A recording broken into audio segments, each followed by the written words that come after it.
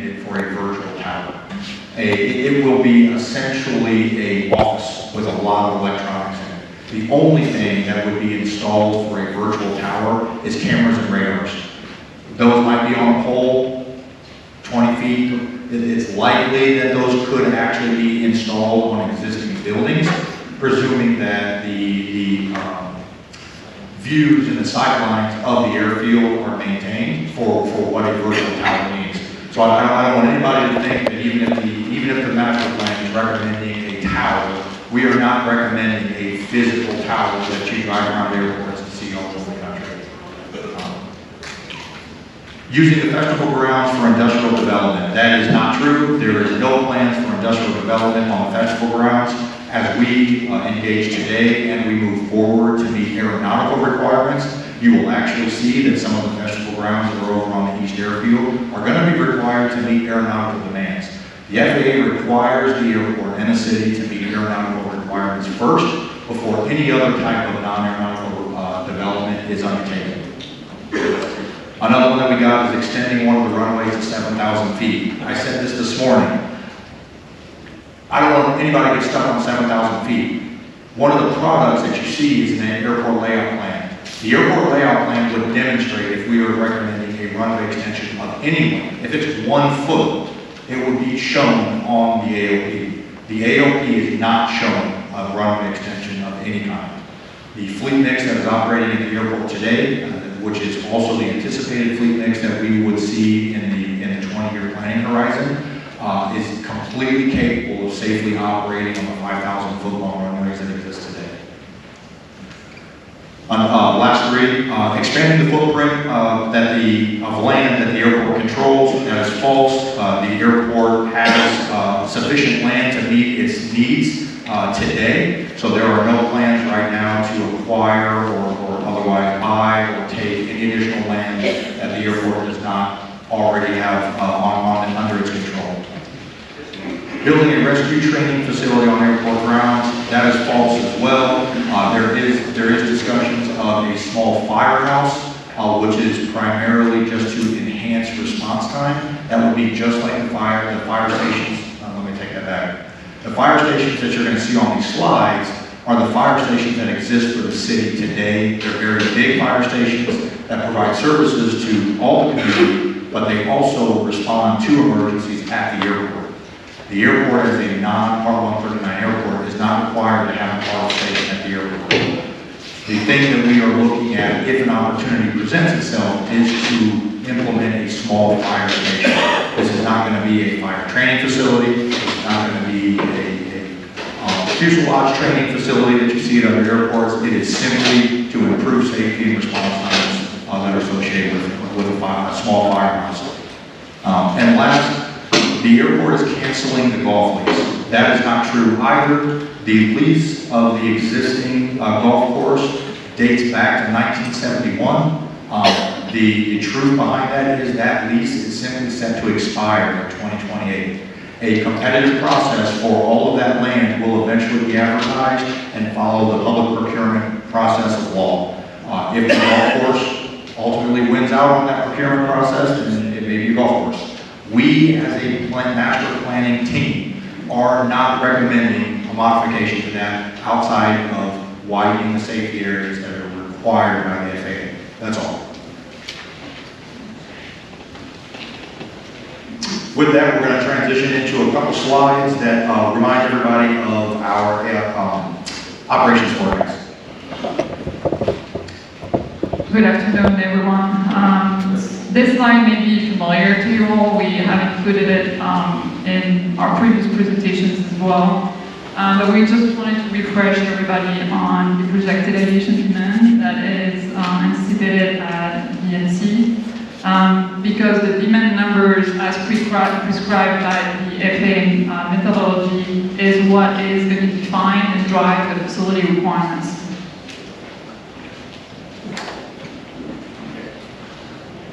The chart, sorry, you couldn't see the chart. The chart you see on the screen has our two forecast lines, the baseline forecast at the bottom with a growth of approximately 1.6% annually on average, And then what Shane described as our baseline height forecast for sensitivity scenario. This is a slightly more aggressive forecast that we will use for facility requirements. From previous version of the chart, we did add the 2025 actuals that we got from Vertower. The actuals for fiscal year 2025 are actually falling between those two lines, so it's slightly higher than the baseline, but still lower than the baseline high. The two forecasts, the first one was the one approved by the FAA, and then the baseline high forecast is the one that's going to be utilized in our requirements for sensitivity purposes, meaning when we plan for future facility, we always want to be on the conservative side. The airport will be able to track the activity of the future activity as they go and pull triggers on a new development as needed. The next slide shows that activity broken down into what we call planning activity levels in 5, 10-year, and 20-year increment. The data is summarized for total operations and total based aircraft. For total operations, the net increase is about 37% from 2024 to 2044. And this is what is going to use to derive a lot of the airfield facilities. That's the runway system, the taxiway system, the aircraft parking for transient aircraft, the fuel farm capacity for the FBO facilities, and as well as vehicle parking. The total based aircraft, again, based aircraft are aircraft that are at Venice more than 6 months throughout the year. They are the aircraft that are calling Venice their home. And that's a projected net increase of 38%. And that is what's going to drive primarily based aircraft facilities. So all the hangars and based aircraft parking apron is what's going to be developed based on those numbers. We have the same table for the baseline high. I'm not going to go through all the numbers, but the main takeaway from this slide is that it's a higher net increase for either operations and based aircraft, and that's going to drive. Or you're going to show in the future slides. We are showing requirements based on the range. So the lower end of the range is going to be our baseline forecast, and the higher end of the range is going to be baseline high. So just to keep in mind, that's why we're tracking both of those forecasts along the way. Moving on to the demand and capacity analysis and facility requirements. So what we call demand and capacity analysis is, so we calculate the demand. This is what the airport is expected to see in the 20-year horizon. We calculate the demand for various facilities, whether it's apron, hangar, parking, the FBO terminal, fuel storage. We compare it to what the airport has today, and the difference is going to be either surplus, we have enough of each of those facilities, or a deficit if we don't have enough. And if we have a deficit for any of those facilities, that's what's going to drive our requirements. So we have this high-level chart. It's a 5-step process, really. The step 1 is really our foundation. This is what we just reviewed. It's our forecast that is determining our aviation demand. Step 2 is based on the demand. We determine the theoretical airfield capacity, which is what is the annual operations Venice is able to accommodate based on the airfield layout. And it tells us whether the runway system is adequate for the 20-year forecasted activity. Then we also determine the critical aircraft, which is going to drive the design requirements for each of the airfield facility, which is the runway, taxiway, taxiing system. All of those are going to be based on what we call our critical aircraft. Then step 3, airfield existing conditions. We do take a good look at what the airport has on the ground today, whether it's the airport conditions, the pavement conditions, and the airfield geometry standards. We just do a full review of the airfield just to make sure that we are accounting for any improvements on the pavement if that's needed, or any modification to the geometry per the latest FAA standards. And then 4th step, that's where we develop requirements, which eventually will lead to our draft alternatives. Whatever requirements we are calculating are going to be the value or the amount of facilities we need to account for in our alternatives. What I want to clarify is that we focus on the aeronautical facilities first, as depicted by the FAA, because that's the first goal of the master plan. We need to meet aeronautical demand. Once that has been accounted for, that's when we then switch to non-aeronautical demand. Next slide, for the airfield capacity, so that really answers an important question, is can the existing runway system handle the 20-year forecast, or do we need to plan for additional capacity at the airport? The answer is Venice capacity is adequate for the 20-year period. So we have a metric called annual service volume. That's something that is an estimation of the number of operations the airfield can process on an annual basis. And that's a metric that is used by the FAA to start planning for additional capacity if that's needed. When you reach 60 to 80% of that number, annual service volume, that's when airports have to start planning for additional capacity. In Venice case, their annual service volume is 230,000 operations. So whether it's the baseline or baseline high, either of those, none of these demand activity or activity projections do require to bring additional capacity on the airfield. Yep.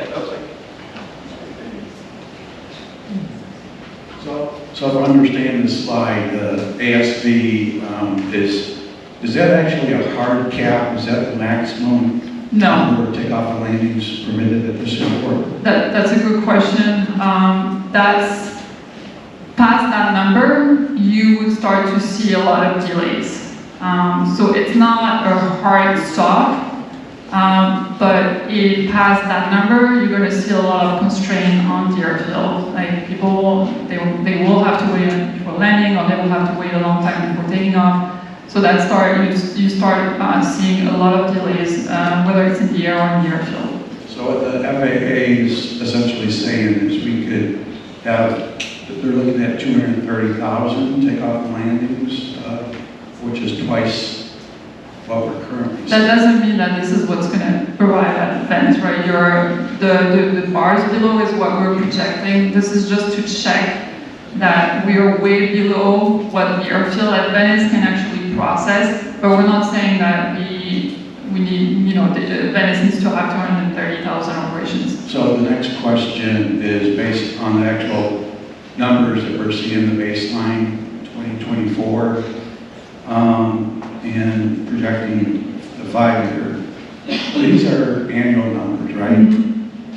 Have you done a study to show what the peak volume is like during the season? As you know, we're a very seasonal town that our population essentially doubles during the winter. So we did not do like a isolated just the high season. We did use a metric called peak month average day. So we use a busy day in the peak month at Venice to size or calculate a lot of our requirements, but we did not isolate the full period monthly period of high season at Venice. No, so what is the, I mean, I'm not going to say much more than what she said, because that's it. So the industry standard is using peak month average day, which is just something like the 85th to 90th percentile. So it's if anything's beyond that, you know, it's kind of like building a church for Easter Sunday. You don't do it. So what we're looking at is a average busy day in the busiest month. So then when you take that over, I mean, generally speaking, most airports don't have quite the seasonality that Venice does. But generally speaking, that inhibits overdevelopment, because it's not saying, if we took the peakiest of the peaky and we projected that out, that number would be enormous. I mean, it would take, I don't know what 1,000 operations a day or something is probably the peak of the peak or something. 500. I mean, if we group that, it wouldn't work through what we're trying to recommend. So the standard is the peak month average day. Yeah, I mean, according to our work tower data, our peak day that we've ever seen was about 580 operations in a single day. But we wouldn't want. No, our peak day that we've ever had was about 580 operations in a single day. So that's takeoffs and landings combined. And that's only happened once in a year. And so what, I think going back to your point, Israel, when we look at historical data, and the nice thing is we're tracking, like Estelle had shown, we're continuing as the years progress, and we're putting historical data now as current data, so we can spot check our trajectories. That's pretty accurate information now from Vert Tower. So what we would not want to do is take that day, but we're taking over the entirety of the year. So to answer your question, yes, we do factor seasonality, because seasonality is captured within a year's worth of operations. So when we take a year's worth of operations and then we take it a step further to go back, in this case, we had 3 full years of Vert Tower data. So we call it 3 years of seasonality in these numbers. So did you pick one specific month as what you're saying, the peak month average? Yes. Which month did you use? We'll get back to you. We have a peak month, and then what we do is we will average the days of that, and we'll pick that day as our design day. It's probably in workshop 1. I just don't remember what. I don't want to misquote it right now, but that's an easy answer to provide.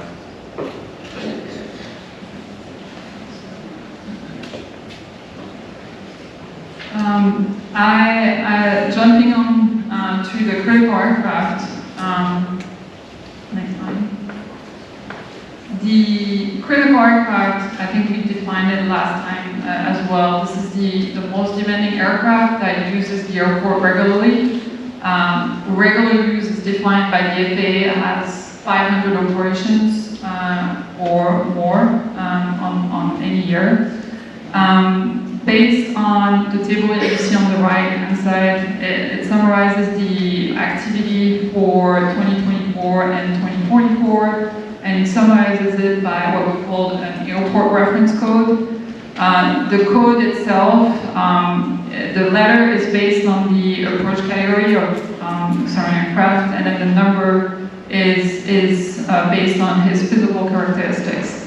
As you can see, the C2 category is the one that is right above the 500 annual operation threshold, and that is what we have as our current critical aircraft and future critical aircraft as well. From that, we also derived the activity by runway. The runway utilization at Venice is about a 63% to 37% split. 63% for 523, which is the fly-friendly runway, and 37% for 1331, which is the primary runway. Based on the analysis of the runway utilization, what we call the runway design code is a metric that is used by the FAA to then design each of the runway. The safety areas, the object-free area are all going to be based on that runway design code. And the runway design code for 1331 has just been reviewed by the FAA. It's going to be C2 existing, future is going to be C2 as well. And for 523, it's B2 existing, and future is going to be C2. So the key takeaway is really that the two runways and the critical aircraft will all be a C2 airport reference code or runway design code. And that's the metric we'll use to then derive the airfield requirements.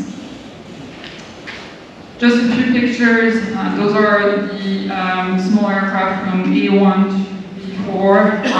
And just to put some illustration to that, our C2 aircraft, the representative aircraft we chose is the Embraer E35L. This is what the critical aircraft is for both runways in the future.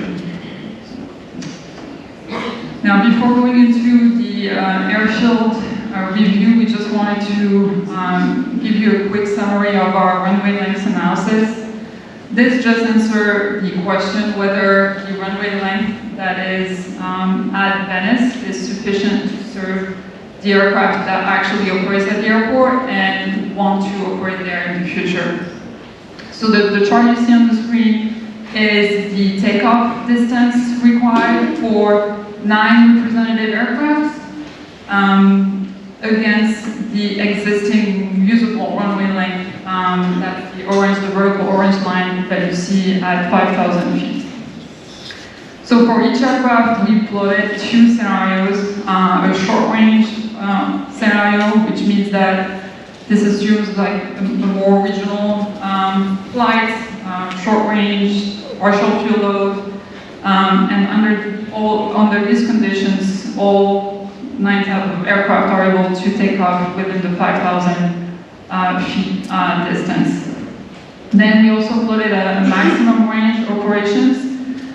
This is assuming fuel, tank of fuel, full payload of passengers and crew, and 3 of those aircraft would require additional distance. However, operators of those aircraft can still take off from Venice, assuming they would not have full payload, so less passengers or less fuel to take on, or maybe flying to a closer distance.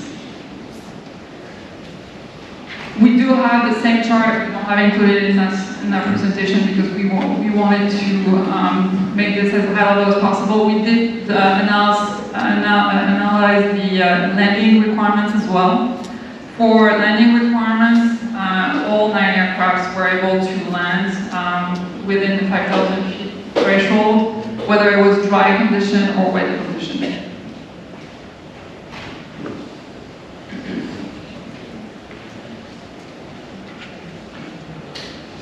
Any questions from the panel members on material so far?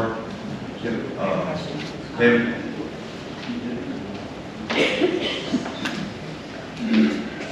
You said that the environmental impact study is based on whether the FAA requires it or not. That's correct? So they will review, as part of NEPA, there is a list of actions that we compare against. And this will be, the preliminary look of that will be in the master plan. There will be a chapter called environmental review.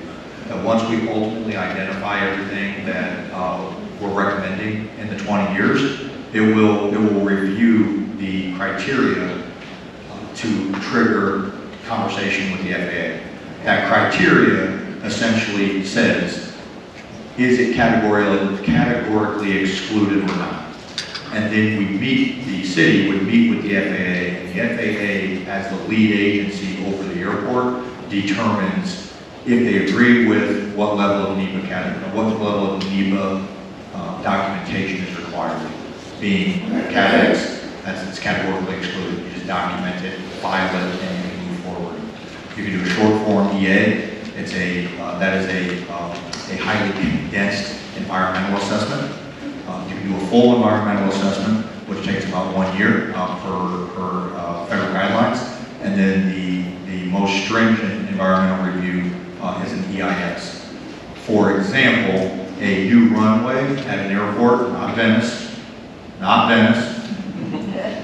a new runway at, say, Charlotte would trigger an EIS because you are moving enough environment that you have to go through the entire of the environmental review process.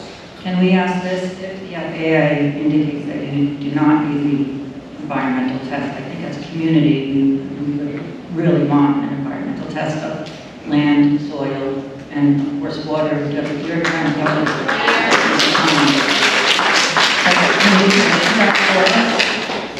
What? Can you commit to that, giving us the environmental assessment? I don't have any say over environmental limits. Okay. I don't.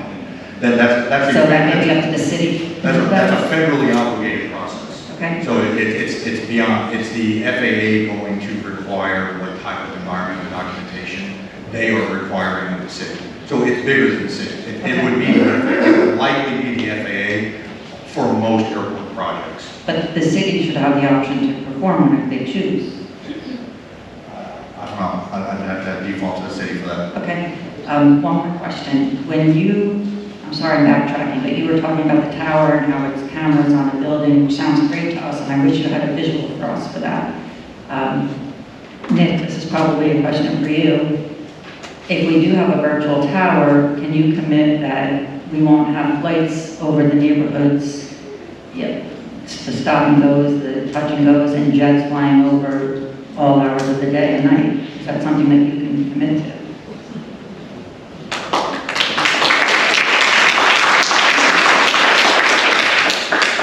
I appreciate that you agree with some of the things that you're doing. What I would ask you, if we could respectfully hold all applause until the end so that speakers can be heard, because that did interrupt at one point what was being spoken. Thank you. The long answer, or the short answer for the long question, is that we cannot tell the aircraft where they fly. Once they're off the ground, we have no say. That's a FAA jurisdiction. So I cannot commit that they won't fly over your house. What about the control tower operator? The control tower operator can potentially give headings that the pilots would have to follow, but then that still falls under the FAA's, 7110.65.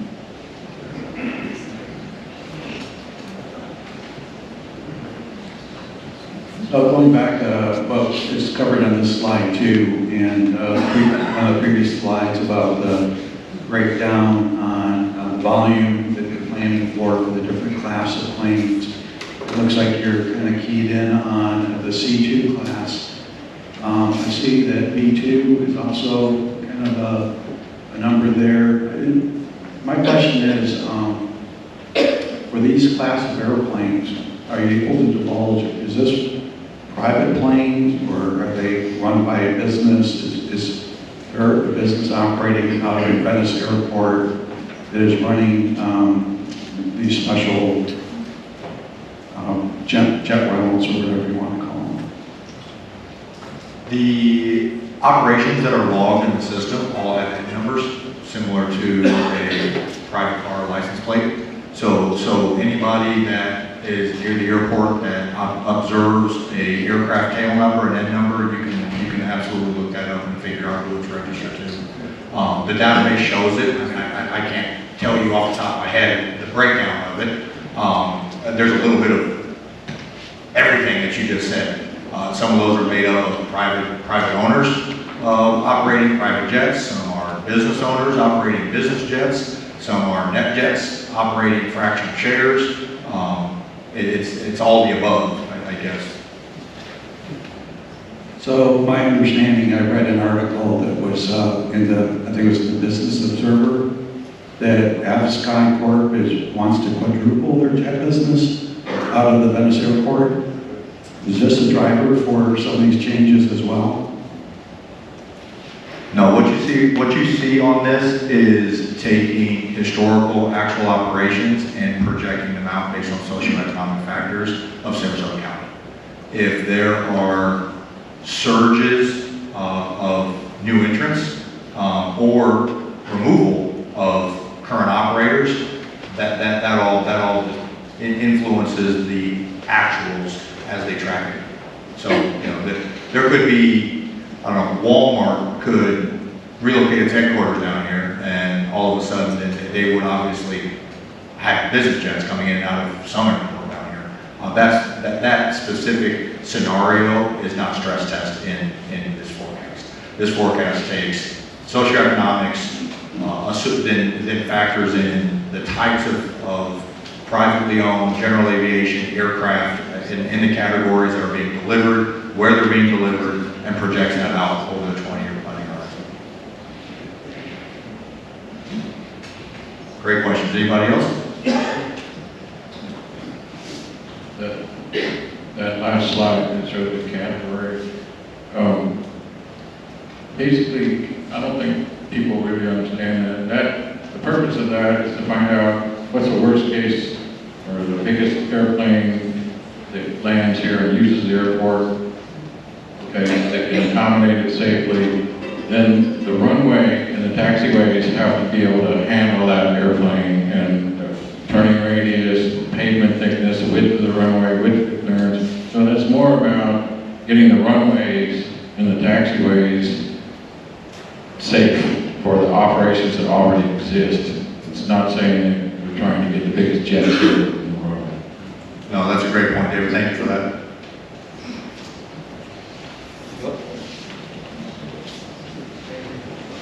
Did somebody else have something? Yes.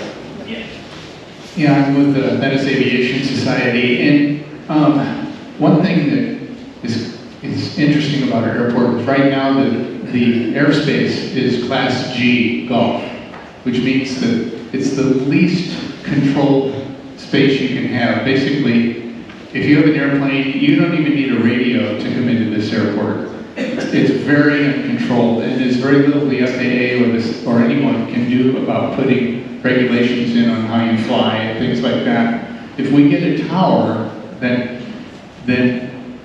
from, it may be a different shape than this, but from the airport out to 5 miles, and from the airport surface up to 2,500 feet, which is above where any noise happens, every single aircraft is under control by the tower. They have to be in radio contact, and the tower tells them exactly where to go every time. Now, Nick over here doesn't have anything to do with that. If we get a tower, once you're 1 foot off the ground, it's not the airport's issue. The FAA can do whatever they want. But, so we can't say that they will definitely respond to whatever we want them to do, but part of that departure, or the takeoff clearance that you get, literally every time they tell you you're clear for takeoff and what direction to go. And also it's a very controlled environment. So it seems to me, without promising that we can do this, that saying turn left 30 degrees after takeoff is a pretty minor little correction to put in there. At least we have the control authority inside Class D to possibly do something about it. Right now with Class G, the FAA can't do anything. So just a comment. I think the tower would help. Did I lie? He has to be live, I was told. All right, anybody else? All right, let's move forward.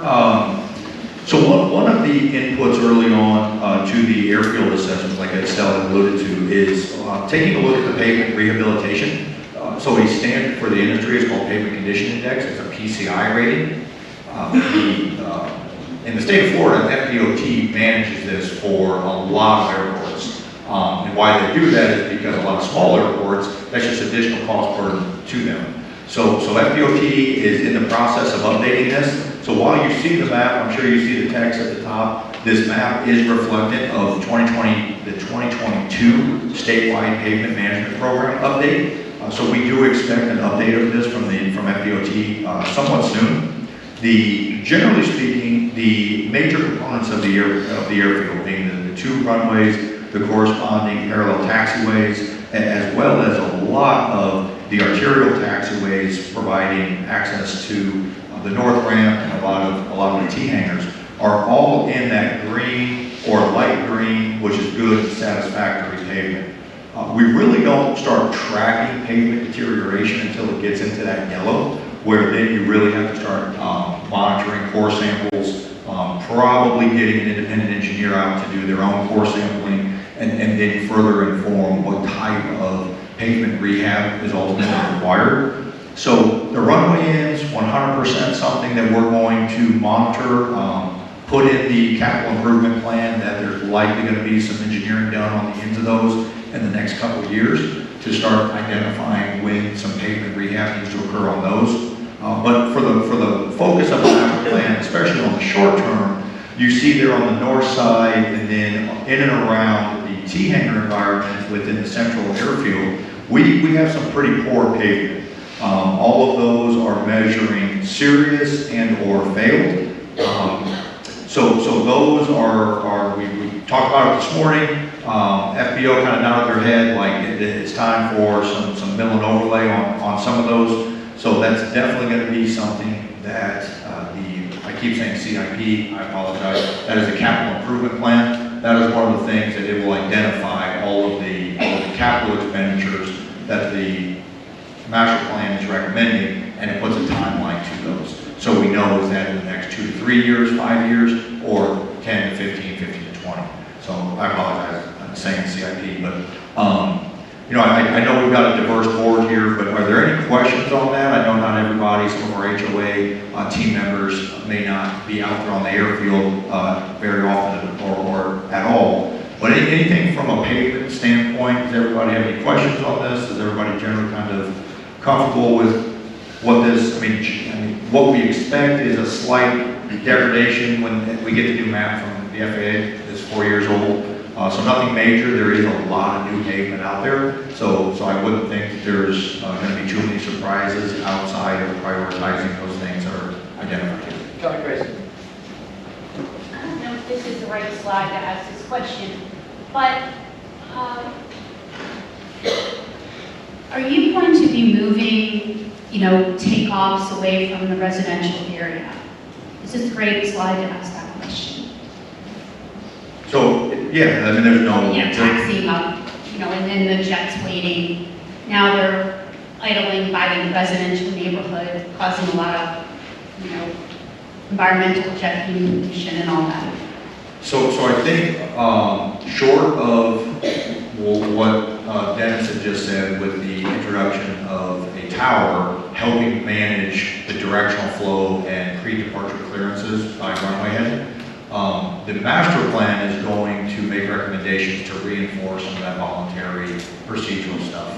So things of knowing if it is calms, are you an operator, whether you're big or small, can you elect to go 523 and avoid that run-up area? On the next slide, you're going to see we are going to improve some of the fillets of the airfield to try to get some of that heavier activity to leverage the center field area, which I think the end product of that will be pulling them away from the runway ends to do run-up activity. And there's some other opportunities, I can't remember who, but like an auxiliary ground power unit and things like that can be introduced that would also further mitigate some of the constant impact that those would have. But that operational, that day-to-day operational stuff, we'll mention it so it doesn't get lost, but it's not, that doesn't go into the capital plan. I mean, we could put it in there if the city wants it as an expenditure. I mean, it will probably be a local dollar. That's not something like the state purchases, but those items together would be, I think, the strategy to, short of a tower, would be the strategy to manage where those aircraft run out.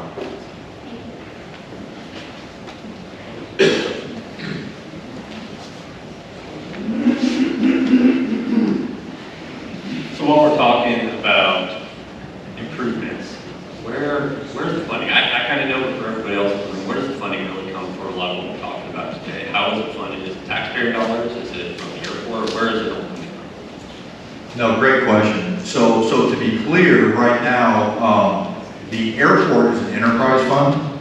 It does not take a single taxpayer dollar. The airport as an entity does not show up on local tax bills. The funds for day-to-day operations are raised through running it as a business. So fuel flowage fees, tenants that pay rent, ground leases, non-aeronautical, the golf course, things like that cover the day-to-day expenses. When we start transitioning and developing the capital improvement plan, we will maximize all of the federal and state dollars first to minimize the local component. The local component will still likely come from that revenue fund that the airport generates. So for instance, anybody that saw a presentation for the terminal building to council a few months ago, the goal of that was to fund the terminal building with like 98% state and federal dollars. That only 2% of that money to build that and have a facility that meets code and would allow a person that is 88, that needs services that cannot come to the terminal today to be able to come out and attend a meeting at the airport. It was only 2% of local dollars to go towards that. So that really is the goal of the CIP. And what we do ultimately as a master plan is we will take that and run it as a stress test to see how much money can we presume the airport to receive every single year.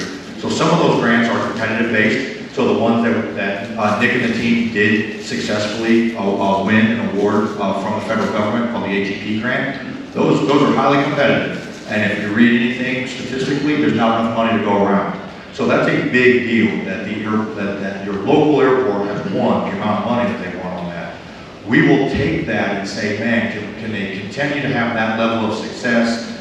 How conservative is too conservative? And what ultimately happens is we will draw out that plan. So even though everybody has heard us say this is a 20-year master plan, to keep things affordable, the capital plan might ultimately extend beyond that, 25, 30 years, to push that out to say, hey, the money side of it isn't working because it's leaning into the availability of funds from the state and the federal government. Great question. Any other side questions on that? If anybody wants to donate money to anything, we are welcome to that as well. So moving forward, this is a map that I do want, I wish we would have done a handout to this. The image on the left, I want everybody to kind of take a look at it and just generally remember the color coding. So all of your primary taxiways, the orange that you see on the screen, those are what we call TDG2. So actually, let me take a back here. The representative aircraft that Estelle showed you on a couple slides previous to that, when the FAA started transitioning to this and really started breaking down, especially on the smaller end of aircraft, what we call Group 1 and Group 2, they further subdivided those to Group 1A, 1B, 2A, and 2B. And I don't remember who said it, I think it was David. A lot of that has to do with the actual physical characteristics of the aircraft that fall within those categories. And what we see on this slide is primarily one of those things as we look at what pavement is needed to safely maneuver aircraft on the ground. A lot of it has to do with the distance between the nose gear and the main gear of aircraft. And as that widens, when they start turning, if it's a tight turn, they drag the back of the aircraft through the grass. So what the FAA has done over the last 10 years, they have, there's a comment earlier, I kind of chuckled at it, because some of our sources show 2014. That's not because we chose to have a source that was 12 years old. That's the federal government, beyond me, beyond us. That's the latest and greatest from the federal government. But they have updated their policy associated with this over the last 10 to 15 years a couple different times. So that's what you see in these two boxes. It's not meant, when you see it, we can zoom it in, we can share that in other formats. But the previous 13A, the box that's on the left, the thing that I wanted to highlight is when we start looking at Airplane Design Group 2, they have actually started modifying the requirements from one iteration to the next. So that's what causes these airports, when you start going out there and you look, it's at one point in time, they made an improvement that fell under the FAA requirement of that time. And now new guidance has come out to say, hey, we had too many airplanes that, like an Embraer Legacy, that drug through the grass, that got stuck, that caused all kinds of other issues. We need to increase our fillets. We need to increase the pavement to allow the safe maneuvering of airplanes on the ground. So what we're starting to do here is we made this map on the left that all of the gold is where you primarily have full access for maneuvering of Group 2 aircraft. This is all parallel taxiways, taxiway Bravo and Charlie providing secondary access in and through the central airfield. And then up on the north side of the apron, you see the lighter blue, which is ADG-1 apron area, and then directly south of the existing FBO is ADG-2 apron, which is supposed to be kind of dark red. One thing that I want to note, I made this point earlier, that does not mean, especially up on the apron area, that does not mean a larger aircraft cannot park on the green area.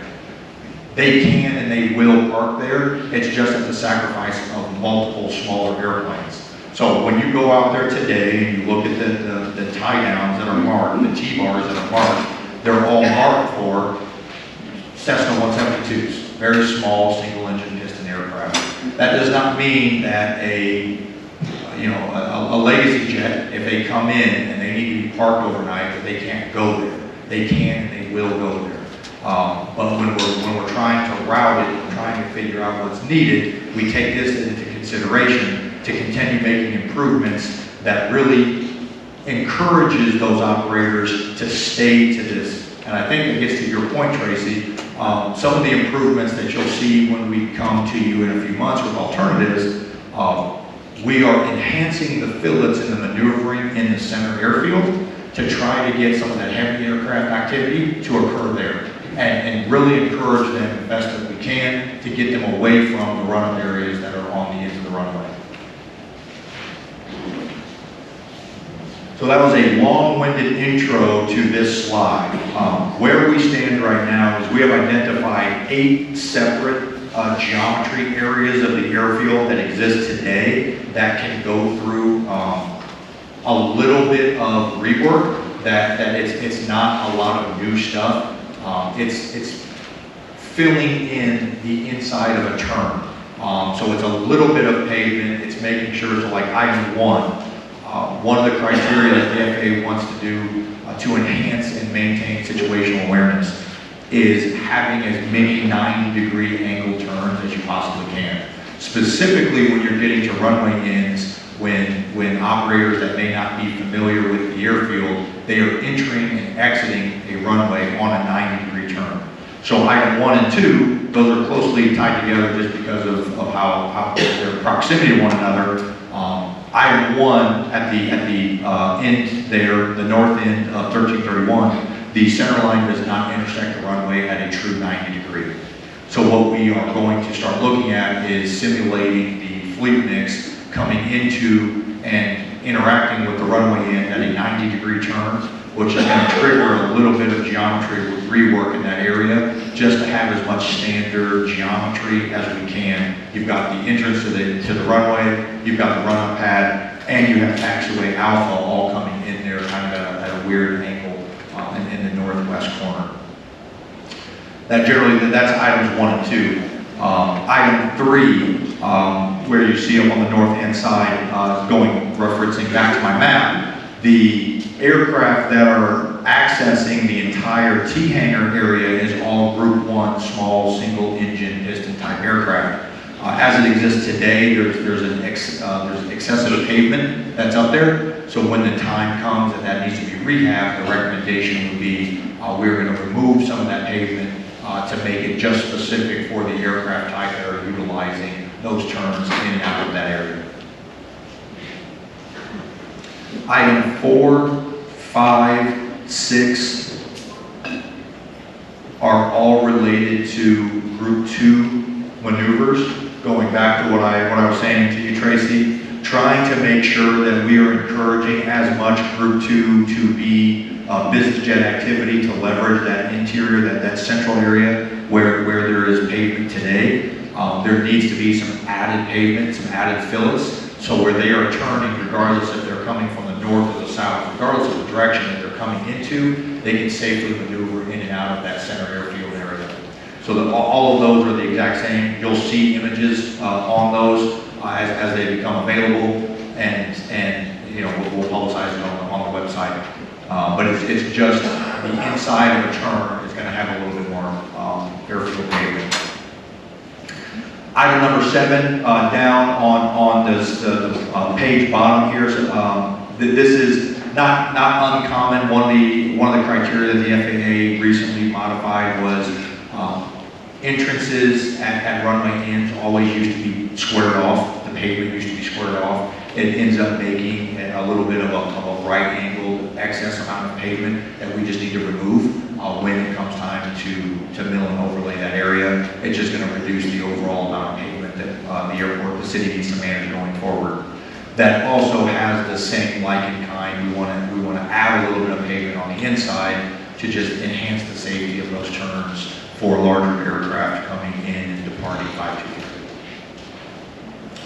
And last but not least, item number 8 is what we call high energy crossings. This is defined as the center 1/3 of runways. So the FAA tries to limit the number of crossings that occur in the center thirds, just again for pilot situational awareness. What's unique about Venice is that because of the intersecting nature of the airfield geometry, our recommendation for that one is do nothing, because it would require additional pavement and additional impact, where aircraft would actually have to taxi outside of the 1/3 and come back in the 1/3. The spirit of the criteria from the FAA was really for commercial service airports. Unfortunately, we've seen some events in the news over the last couple of years where there has been a departure clearance or a arrival clearance given to an aircraft, and an aircraft that has lost situational awareness is crossing a runway in the center third, and an accident has occurred. So that's really, it's those high density, very complex commercial service airports where the FAA has started removing crossings within those 1/3. The criteria that really applies here from a safety standpoint is the fact that Venice has full-length parallel taxiways providing service to each of the runways. I know that was a lot. Let me pause there. Any questions come before we would move on to requirement summaries? Questions, comments, observations? Is there anything? Just a question. You're indicating that currently, right now, the airport is not conducive to the safety of the jets making their turns, and that's why you want to add a filament, is what you called it? Fillets. Okay. So no, it's not that they're not being safe. It's that the FAA has added pavement to the current designs of the same operation. So in 2014, when some of the new taxiways were designed and developed, it was under taxiway design group 2 standards that did not require all of the interior fillet dimensions that they require now. So they could still do it, but now the FAA is saying add more pavement to make that same maneuver. So this will make it better for the jets. This will make it safer for the jets. And one other question, doesn't really relate to any of these slides. Does the master plan allow for additional fuel to be put on the airport? So yeah, great question. We're going to go through its summarized requirements, but yes, one of the requirements that we do analyze as part of the master plan is fueling requirements. We got some very good feedback this morning from the FBO and from some of the other major tenants that do operate fueling operations at the airport. We were a little conservative on our total amount of reserve days on hand, so we need to adjust that. But to meet the long-term demand and have fuel availability, yes, there will be. I don't want to give you the number because we know the number is going to come down, but but it's something like 5,000 to 6,000 square feet of the fuel farm. We need to add a fuel farm expansion of about 5,000 to 6,000 square feet, long term.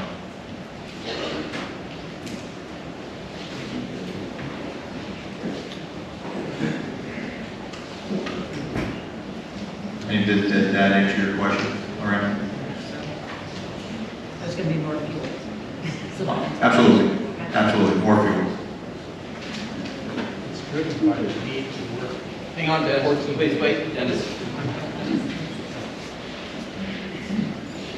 I'm sorry, but that's really driven by the need to work during a disaster, right? 14 days of reserve fuel. Yeah. So we're going to back that off. But the reason why we started so high is due to there are some sponsors that not required.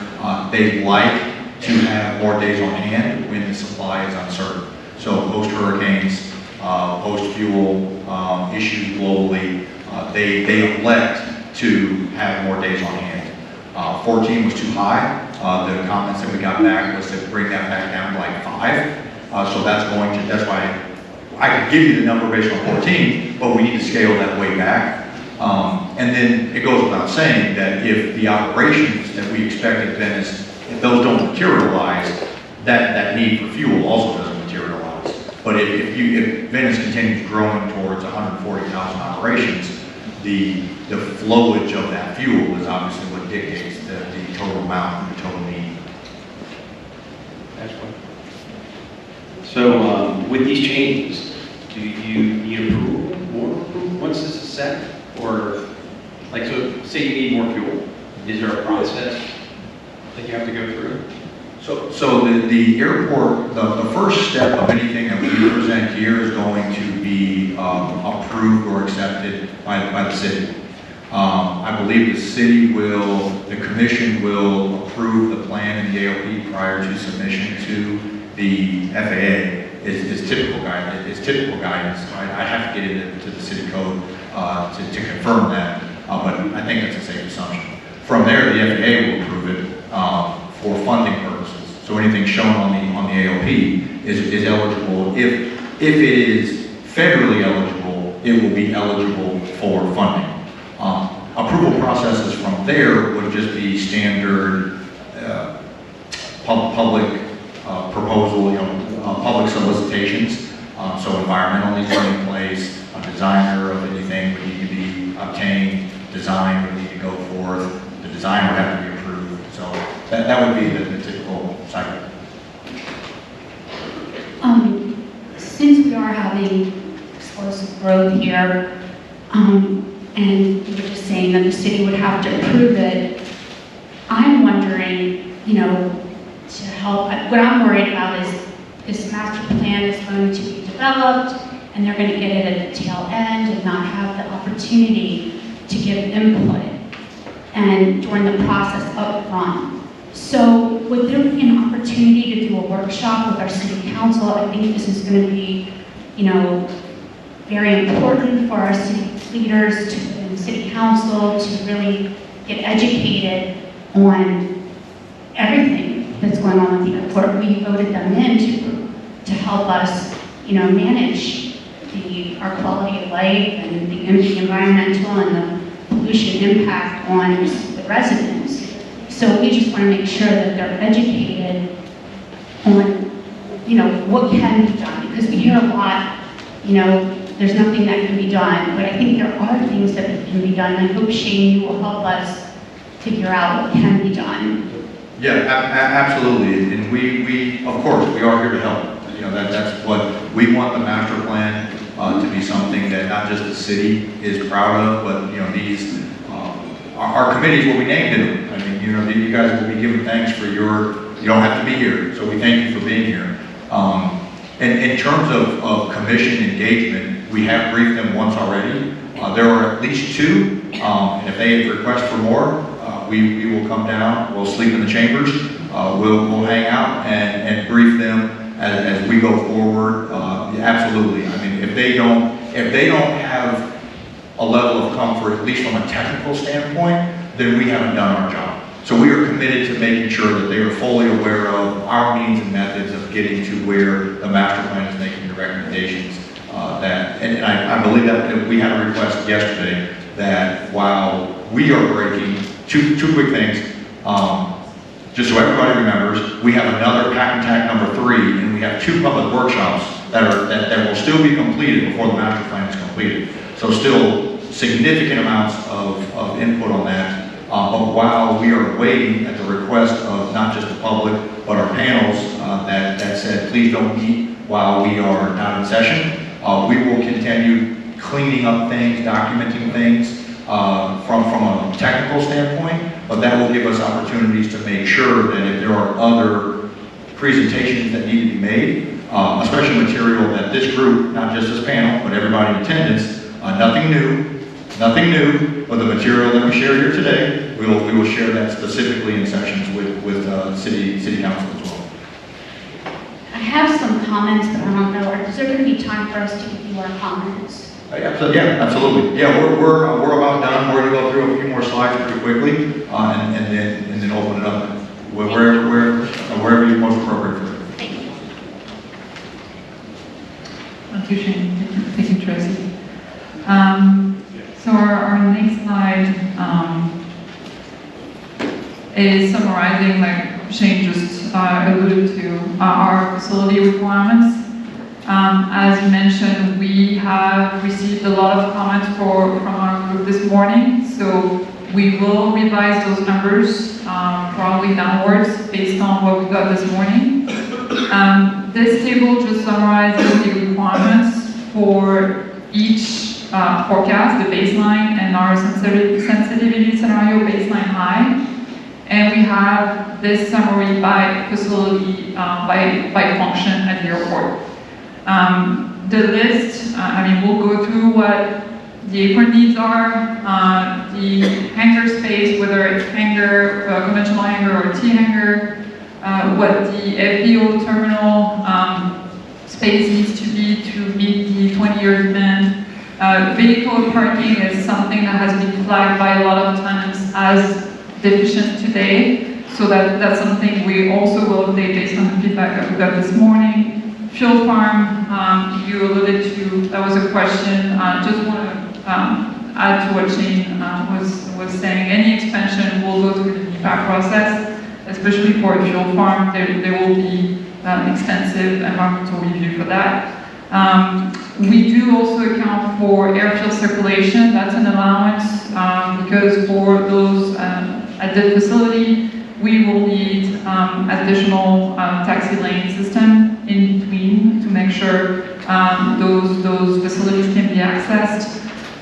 We have also support facilities. I'm going to detail them in a few slides. So the administration building, the airport maintenance building, and then, like Shane mentioned earlier, maybe a firehouse to support the airport as well. And then we have an allowance for landscaping and drainage. We are undertaking a stormwater master plan as well in parallel to this master plan. We are assuming a portion of any development will have to be allocated for drainage and stormwater. We will also look at the master plan will look at the existing stormwater system within the airport and then make some recommendation on any changes as needed. So overall, again, those numbers are going to change based on the feedback we got today, but we were between 20 to 40 acres additionally needed to accommodate the 20-year forecast. Question? Yeah. Essentially, it looks like you're doubling at least at this current stage, you're doubling the surface area, impermeable surface area at the airport. And I did sit in on the technical advisory set audience and listen to that. And one of the other hats I wear is we have stormwater issues in our neighborhood. And this morning mentioned in the meeting that all that water, stormwater, is contained on the property until it's deemed safe to release and mentioned that it's released in Deertown Gully and another unnamed outfall.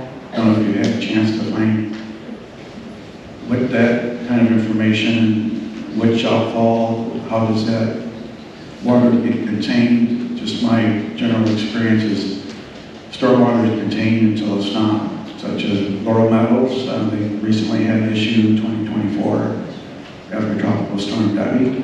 And as you know, we've had local issues with storm surge in 2024 that basically swamped the whole area. So, could you comment on that? The details of that, I think would be better served from our stormwater engineer, because he'll give you the technical guidance. I mean, that's what they're subject matter experts in. The other outfall, I mean, I can look at it on a map. It's on the east side of the airport. The one thing that though, I think this is almost one of those things that maybe I should have opened with. You know, there will be a design day for the storm event. So we can't single isolate a hurricane and say everything flooded. Well, what happened with the airport's stormwater master plan? I mean, in items of catastrophe, if the activity is beyond the design event, you will 100% have some of the things that I think you heard this morning. So, quick question to interject. I assume, and it's not good to assume, that whatever the stormwater engineer uses will be based on a 100-year event. The minimum 10 to 12, whatever it is, 10 to 12 inches of rainfall in a 24-hour period, that the system would be completely designed to contain that rainwater. Yes. So we will have that. We'll bring a map up of the outfalls. That'll be part of it. And you start seeing some of the retention ponds that we've adopted from him. But all of that, depending on like you said, the impervious surface that we're introducing with the proposed development, that needs to be factored into his models. So we'll have an entire section specifically for the stormwater at our next gathering.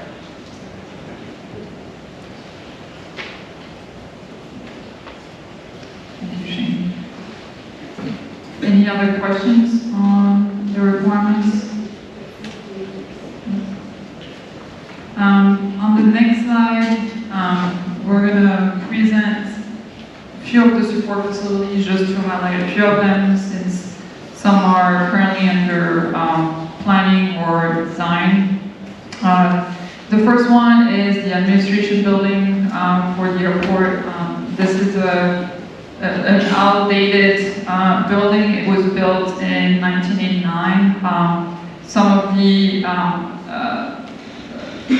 rooms or stories are not fully ADA compliant. The utilities are also outdated. So that's why the airport, I think 2 years ago, has started the process for a new administration building, which is going to be 2 stories. The first story having some spaces for pilots as well as a community room, and the second story being primarily administration for airport function offices. So the administration building would just be a replacement building. Then moving on from that, we do have the airport maintenance facility. That is also an aging facility. It has been built in 1995. This is a facility that the airport is planning to relocate in the Meadville area, just adjacent to the electrical vault. So we do have a proposed location for this one. So that's just something that's going to be incorporated in our final plan. Now, as Shane mentioned earlier, we are planning for a firehouse. Next slide, please. The airport does not have a fire station on airport. They have an agreement with the city to provide emergency services. The airport is currently served by Station 51 and 52 for emergency services. So the airport, the master plan will look into locations for a small firehouse on airport to support the emergency responses on airport, but also city emergency responses for the neighborhood south of the airport. Yep. Personnel that will be at the airport rescue or fighting station, are those city employees, EMS, trained firefighters? Okay, so those salaries are paid by the city, or are they reimbursed by the federal government? Nick can speak a little bit more to that. Yeah, that's a great question. I've already been talking with the fire chief, and it's going to end up being Venice Fire and Rescue that will be manning the station. And for the hours that they would be responsible for responding to the airport, will be paid by the airport. It will not come out of the city's general fund.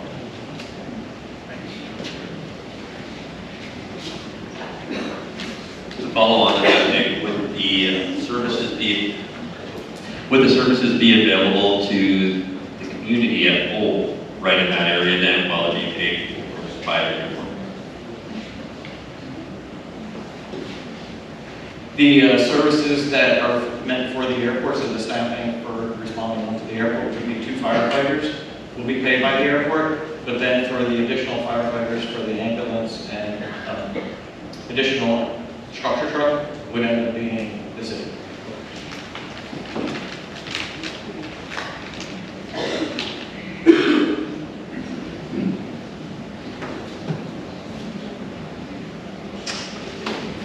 Thank you.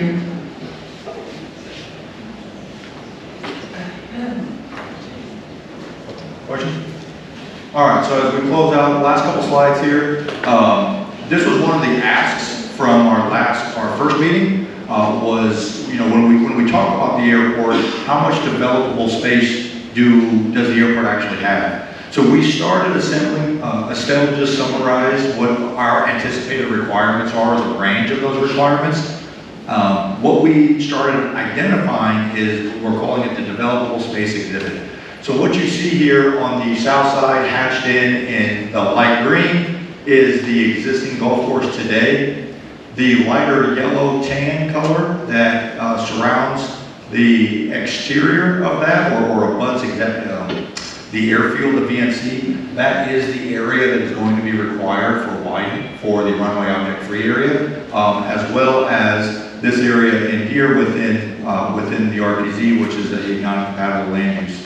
Those are areas that when that lease becomes open and available, and the city does solicit an operator of some kind for that land, which you see in the green box over here, as measured, what remains after we make those recommendations.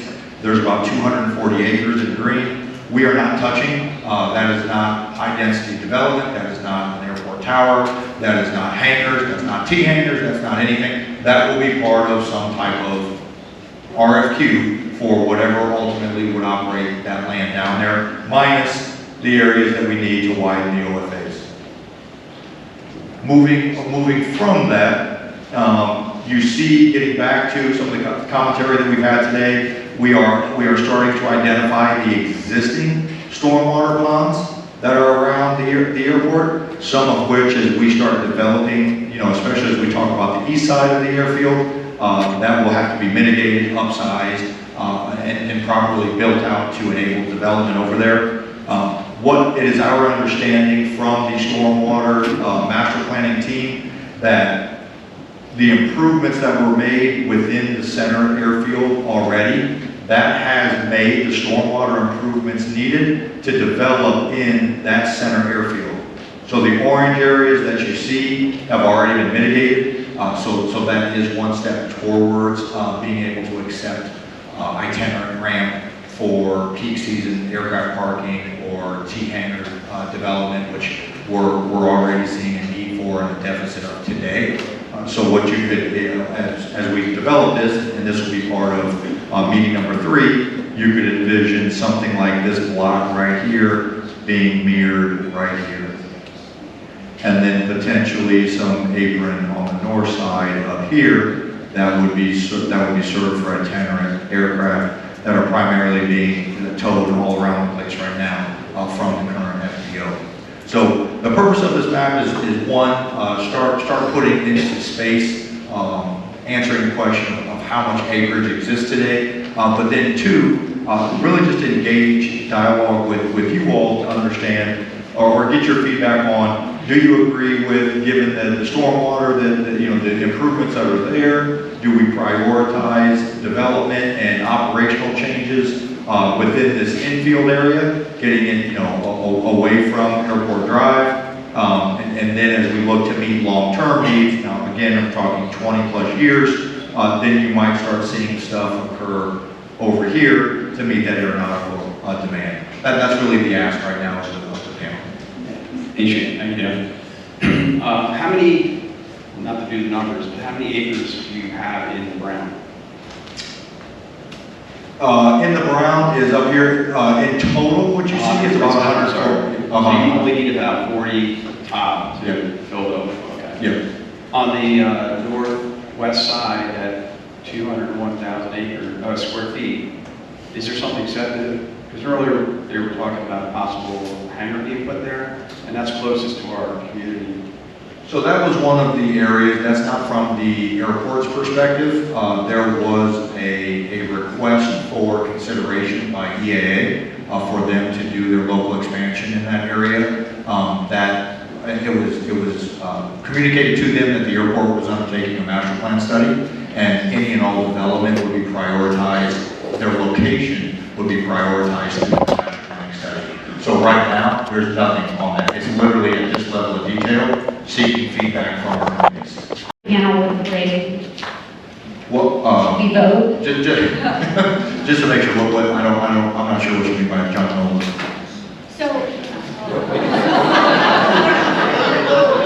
So this community was designed by John Nolan, and it was designed, I believe, in the 1940s or 50s. It was before, when was it? 1929. So we want to stay consistent with the historic John Nolan design. And we want to preserve as much, this is a garden city, this is the development, and we don't want to ruin his vision, and we want to keep it charming, historic, especially by the neighborhoods. No, absolutely. Thank you for clarifying that.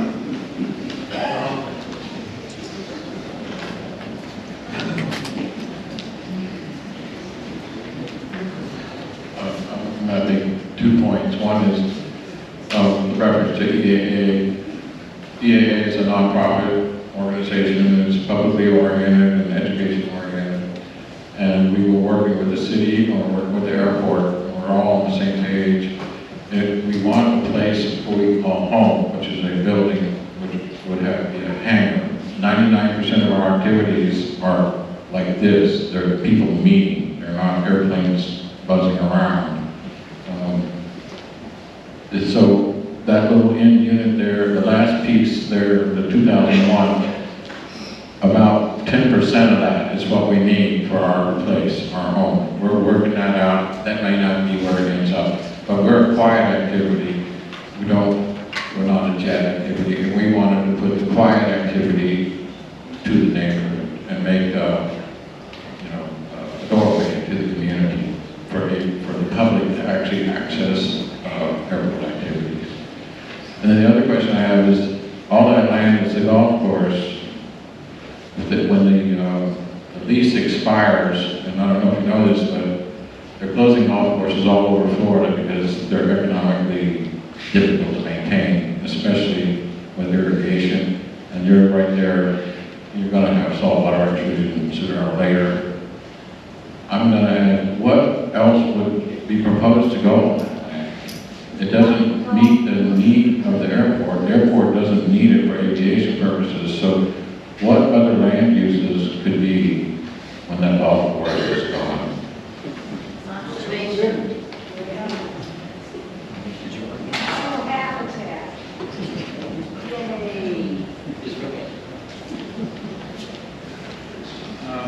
this is probably a good place to ask because it's hard to see on the map. I've had a question, came into the group about RPZ for the audience that can't see the chart. That's the runway protection zone at the end of northwest end. It's the 1331 runway. And also a question about the southwest end of the other runway. First off, if we can point out for the audience where the RPZ zone is in the top. And there seemed to be some old information out there that was showing an encroachment much farther north into the Gulf Shores neighborhood. And I understand you made some changes to the other end of the runway that shifted that entire thing down, kind of mitigating that potential issue. So my other question kind of related to that is, I think it's called, I wrote it down here somewhere, it's called Obstacle Clearance Surface, OCS. It's a 34-to-1 slope, and that looks like it still continues to extend into Gulf Shores, or is that incorrect? So just to go back on what you said, yeah, the RPZ, it was part of the last master plan recommendation. The RPZ was much further out than what it currently is shown on the map. What happens then was the recommendation was to shift the threshold of the runway, so planes can only land starting at that point. And then to make up for the length lost on that side, the airport implemented what we called an EMAS to make the safety services compliant on that side. So that's why the RPZ was shifted south. That was based on the last master plan. So now currently only affects maybe 1 or 2 homes in the top corner? Yeah, which we're currently coordinating with the FAA to review all those conditions. The other questions on the OCS, yes, the obstruction surfaces are 3D surfaces, if I say. The FAA does not allow any encroachment of those surfaces, so as long as you're not encroaching those surfaces, those should not be a concern. This is a 30-to-1 slope. We have not those on this map, but the ALP would definitely show that then in a sectional manner where you will see the profile of those surfaces along the runway ends as well. So does that OCS affect that neighborhood at all? I shouldn't have been allowed to put like a tower up or anything like that, right? No, it is an overlay. So when you look at it in plan view, I think for a non-instrument precision runway, which this is, I believe, it extends 10,000 feet beyond the runway end. So it will overlay the airport, or sorry, those neighborhoods. But that is a clearance surface for the safe maneuvering of aircraft approaching Venice. So it does not have anything. It would require to be shifted if things penetrated it, i.e. trees, towers, things like that. But as far as you know, that does not impact any of the residents in that area? No, you'll see it, like Estelle had mentioned, there are separate sheets in the ALP. The ALP, the one that we showed before, that's just one single sheet. The ALP plan set will have, I don't know, maybe 15 or 16 standard sheets in it. And as part of that, the airspace analysis that we will do has all of the Part 77 approach and departure procedure surfaces. And then when we kicked the master plan off, we did a comprehensive survey of the surrounding areas encompassing all airspace surfaces. So anything that was an obstruction or near obstruction was surveyed and given to us as a data point, and those are logged within the plan set. Okay, so then moving on to the southwest RPZ, how does that impact the golf course? Is it divided in half? And does that impact the road going out to Gasperson Beach. Yeah, so that is part of the condition that we are reviewing with the FAA. We flag that area as to, they will have to be, based on what we discussed, it will have to be, a portion of it will have to be reconfigured per the feedback we got from the FAA. The public road should be fine because it's an existing condition.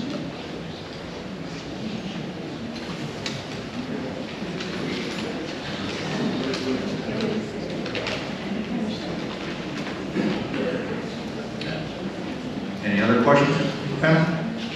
Yeah, could you explain what the EMAS is, what it's for?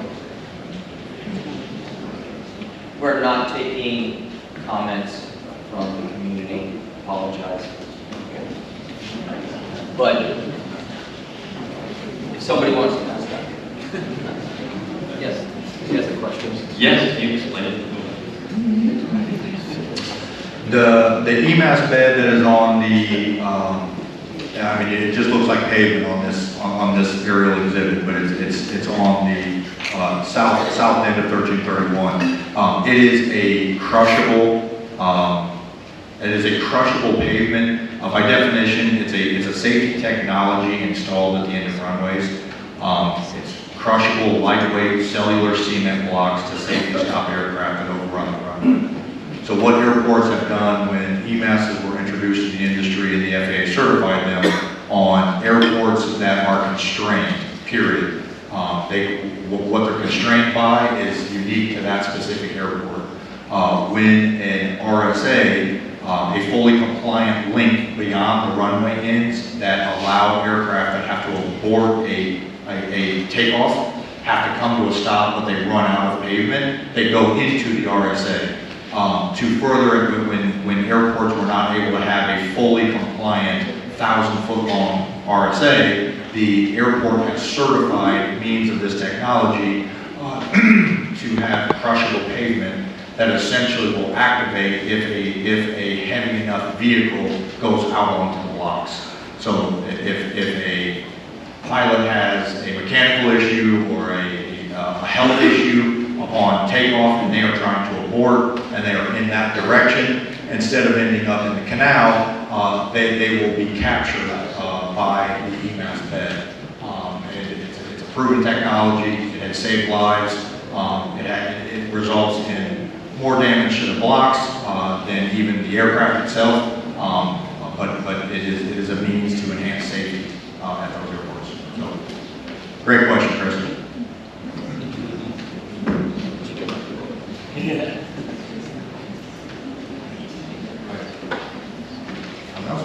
All right, so as we transition to close, our next meeting, which again is going to be towards the tail end of the year, the items to expect.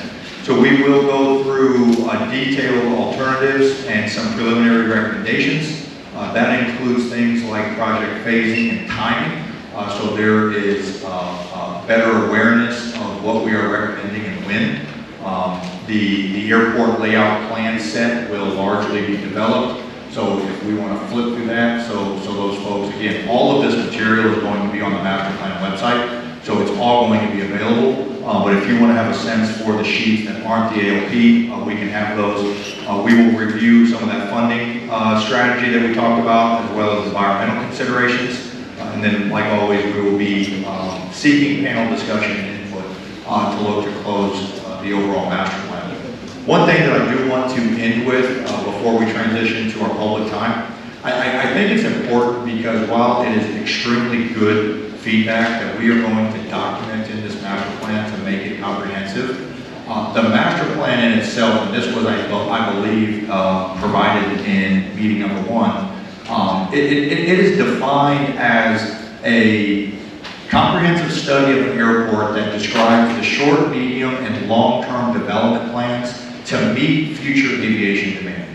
What I want to make sure everybody is aware of, when you start seeing the numbers, and if you take away from this that, oh man, they said 40 acres of development, that doesn't mean that there actually is going to be 40 acres of development. That means that it is prudent to responsibly plan for that development if demand materializes. If there is an economic recession next year and the operational demand that we showed on the beginning slides nosedive, the airport is not just going to go out and develop a bunch of T-hangars and big box hangars and itinerant pavement. That's not going to be utilized.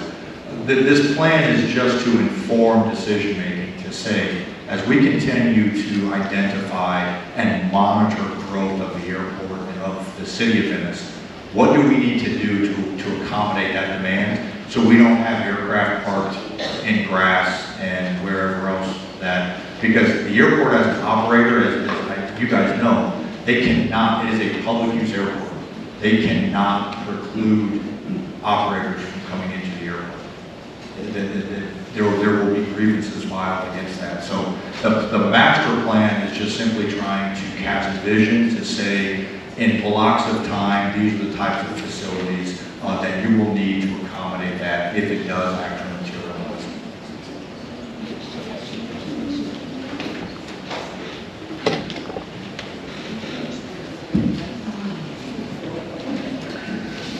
Thank you, Shane and Estelle, for that great overview.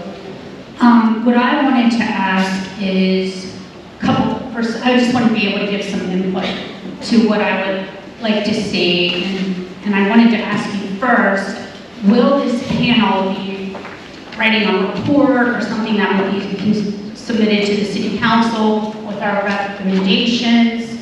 How is that going to be communicated, our input to the City Council, who will ultimately approve this master plan?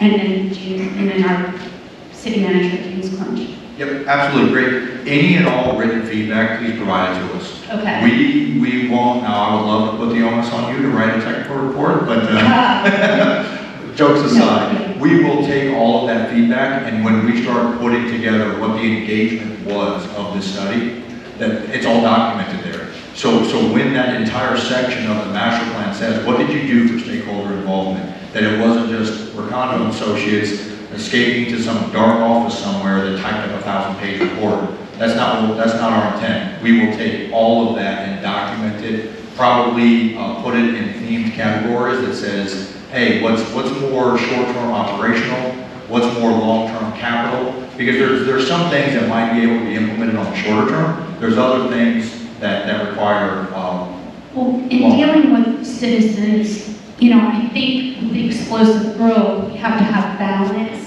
with the environmental and the noise impact. And I just hope that in the next presentation, we're going to see strategies and tactics to help mitigate, the impact of the explosive growth at the airport.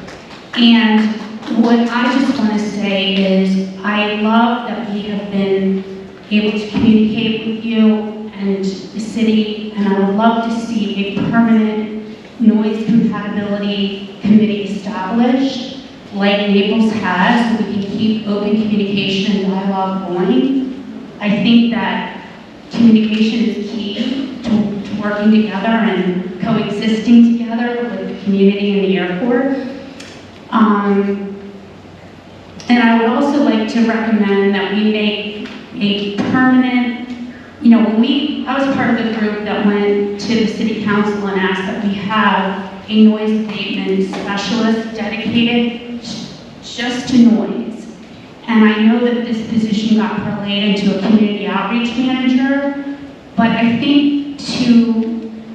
just think we need a dedicated noise abatement specialist that's going to be like Naples has, that writes letters to pilots who don't fly friendly, and who just can be just dedicated to that. With all the explosive growth, I would really like to recommend that. I'd also like to see a voluntary curfew. I know it's voluntary, it can't be enforced, but at Naples they have it. And somehow Naples has a 98% compliance with their Fly Safe, Fly Quiet program.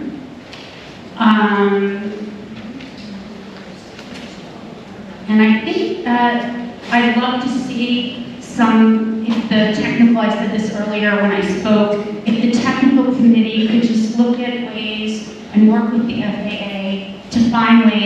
to avoid flying over densely populated neighborhoods.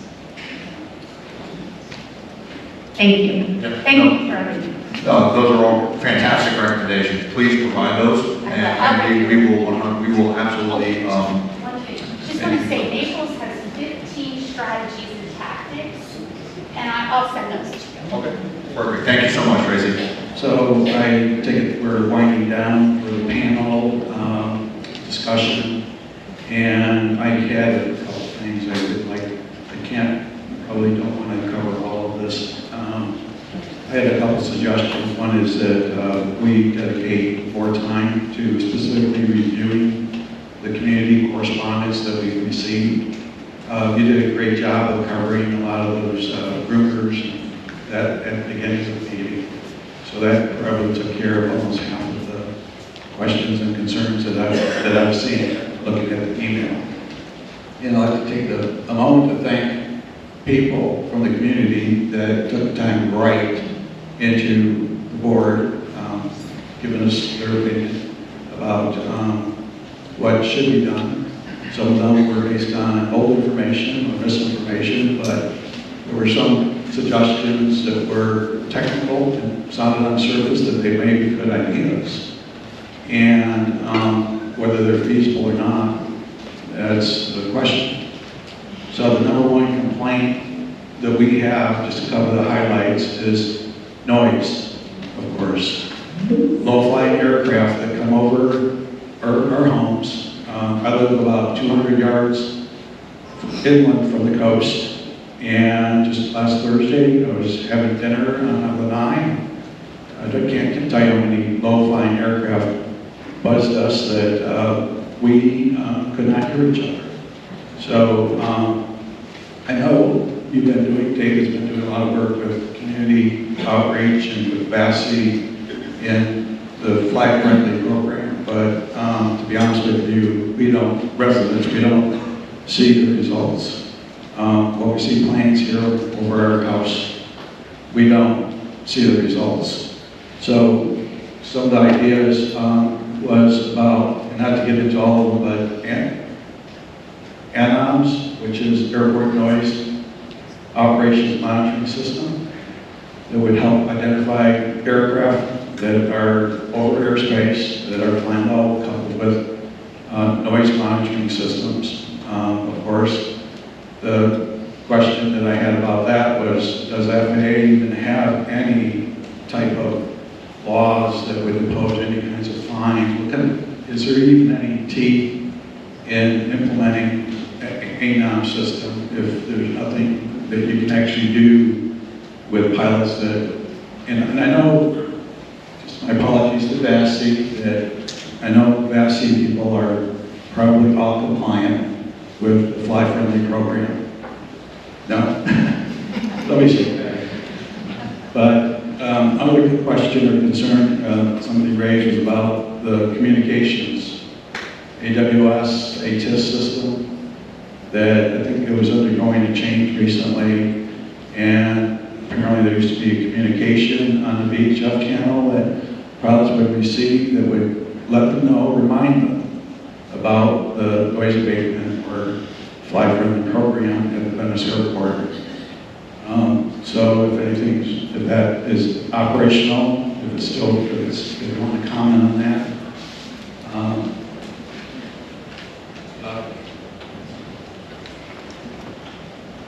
Anyways, I think I covered, the other thing was technical. Somebody mentioned this about remote towers.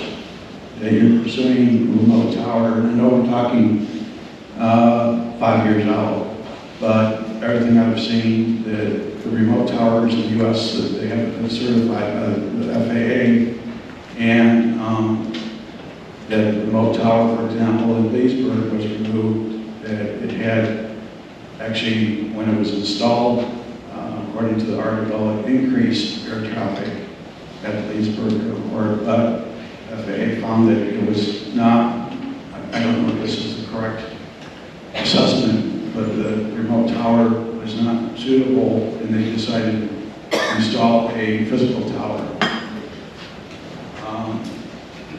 And then there's also general concerns about health and safety related to jet fuel, exhaust, pollutants, and particulates. I think I'll save that for audience participation because I don't have any facts on that. And the last suggestion is about audience participation, that we only allocated 30 minutes, and maybe depending on what we see today for the third meeting, you might want to adjust your plan a little bit. Thank you.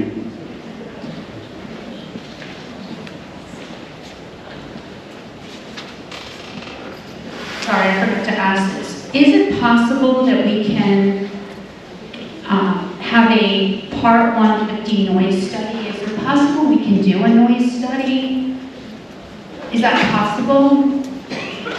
Yeah, that is a planning study that can be undertaken at the city's, I don't know if there's been any conversations with the Part 150, but that's not the master plan. Let me be very clear. Okay. That is a separate comprehensive noise-specific study that uses technology similar to what Israel is saying, that would go out and take measurements throughout the community and do an entirely different set of processes and procedures. That does result in both potentially capital and operational changes for airports. My last question is, and I want to thank everyone for coming today. Will their input be, are you taking notes on their input? Will that be put into the Yes, like for the first meeting, we will include any statement in the meeting notes that are reviewed. Wonderful, thank you.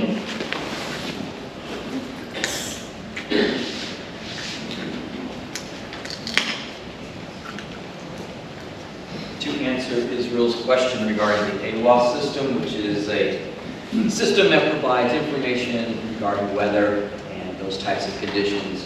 It is a brand new system that was put in. It is an upgrade from the prior system that was there.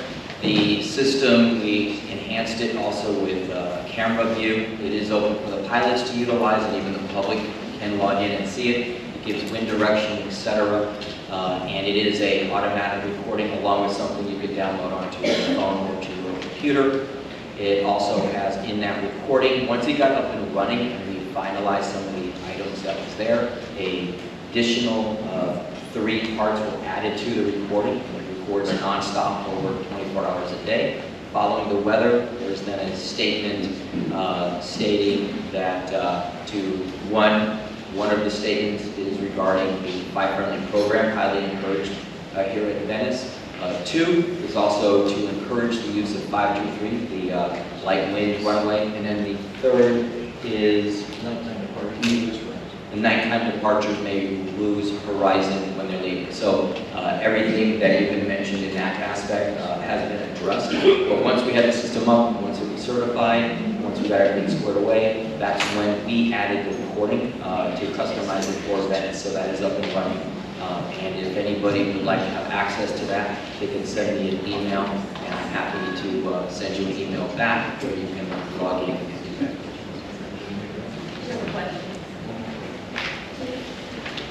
Let me go, Tracy. With that, Oh, wait. With that AWAS usage, are you able to put that in the four-play requirement pilot so that it's reinforced the flag-friendly info?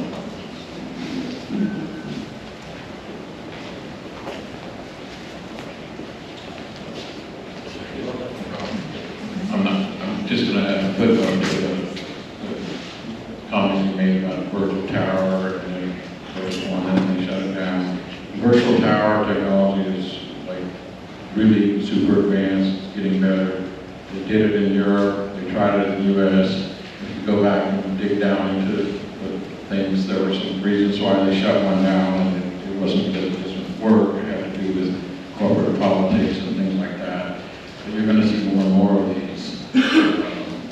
And once we have a virtual tower here, we'll be able, the controllers will be able to tell people where they're flying, and they'll be able to track their flights.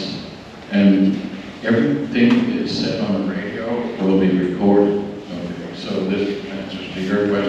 will you be able to figure out who's breaking the rules, even if they're voluntary? Yes, there will be an improvement, and you'll probably see some benefit in your neighborhood.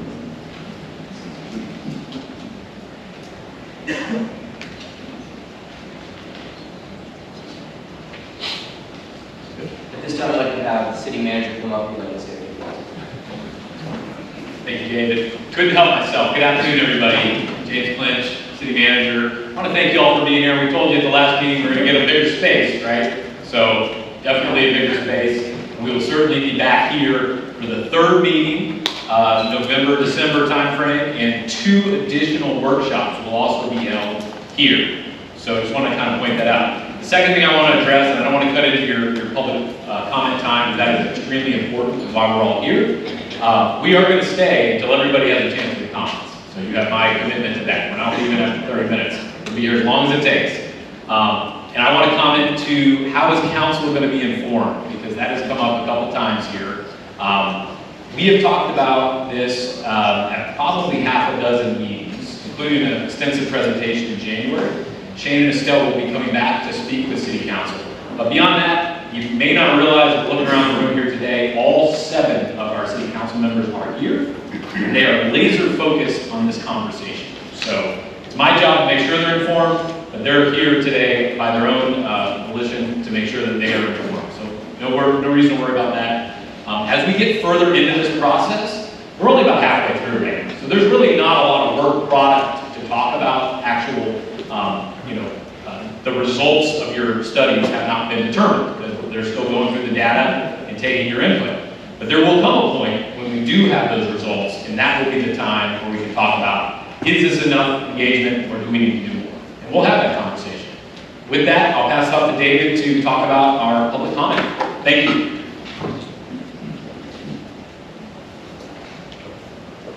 In the agenda, just like last time, there's a lot of 30 minutes. Just like last time, there's a lot of 30 minutes. Last time we went to 45 and every single person got an opportunity to speak. Clearly that's what we want to do again.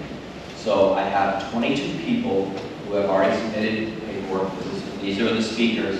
So what I'll ask is I will call them up one at a time in the order that they submitted them. I would ask that you do not applaud or hem and haw or yell out against or for what they're saying. It's not necessary. It's important that these people be allowed to come up, provide their statement, so that everybody can hear the panel and the other members. So I please ask that all applause or comments be held after we do that. The first person I'd like to invite up is Beverly Williams, please. And please, when you're speaking, speak to the panel and speak close. Hi, I'm leaving here 23 years ago. It was a nice town, Sharpshooter capital. It was not the jet capital that it's turned into. I'm here speaking for the elderly people and the assisted living, the children in the schools and daycares that are right next door to the airport, everybody that wants to exercise outside. Our concerns are, number 1, health, the growth of the airport, and the environment. We need testing done on the noise and the fuel pollution, longevity studies done to see how this is affecting everyone now. As far as growth and safety, at Fire Station, we have one that's 1.5 miles away, and it was just redone. Putting a new fire station on the airport tells me that more growth is coming, accidents are being predicted, and where are those accidents going to happen? Over our houses, over the schools, over the assisted living facilities. We need to slow this down. The new building they're proposing for $9.5 million, that's a lot. I'd like to be the contractor for that. Number 3, the environment. The water pollution needs to be checked. I live on Deertown Gully, it's in my backyard. So I'm concerned about that. I'm concerned about our wildlife and habitats. Casperson and Jetty need to get fixed. That's why a lot of people come here. We have visitors that come here and spend money in our hotels, in our stores, and in our restaurants. They love to come bring their kids like they came when they were younger. And that's what we want to continue. We can't sit on the beach without planes and jets screaming over our heads. And I go every day and I try to relax. The airport is infringing on our lifestyle. It's right next door. I've never seen more planes flying over than I am now. not the jet capital. And we're going to look at who's doing that and filling this out for us. Last night at 9:30, I was coming home, and I can't tell you how many jets and planes were flying over my head. I couldn't believe it. So we want our kids to also grow up with the health, safety, and environment under control in our community. And it's not just the island, it's South Venice, North Venice, anywhere. But we're concerned, and that's why I'm here today, speaking for the elderly and the children that live here. Thank you. Next is John Mokel. If I do tell you your time is up, please finish your thought, and then we'll move on to the next person. I don't want you to stop me. Hello, my name is John Mokel, and I'm a resident of the city of Venice. You know, I've been flying out of the airport here for 22 years and been a pilot for over 50 years. We have a beautiful city and a World War II municipal airport. It's been here approximately 84 years to serve the community. It's the leader airport in the national airport system. In recent times, the FAA has provided over $30 million for the safety and utility of the airport. The economic impact to the city in 2022 is some $189 million, and that is growing even bigger today. The exaggerations on Facebook about how awful the airport is extreme, misleading, and many points are simply not true. It is meant to overly excite residents. A couple of those points is no terminal is currently under construction, and unfortunately the word terminal is used. The new building is not a terminal in the sense that it is commercial. The airport administration staff will be housed there along with the larger conference room. And the golf course sounds like it's not going to be used for any airport activity, and hopefully they'll be able to continue the golf course there depending on how they are able to actually financially do that. The airport will never become a commercial airport. And then on the new tower, it will be approximately 20-foot pole, 1 foot diameter that will have cameras and other equipment to control the airport traffic from an office that may or may not be located on the airport. And the benefit of the tower is for safety and control of the aircraft on the ground and in the air, benefiting both pilots and everyone on the ground. It looks like that might not become a reality for several years, possibly up to 5.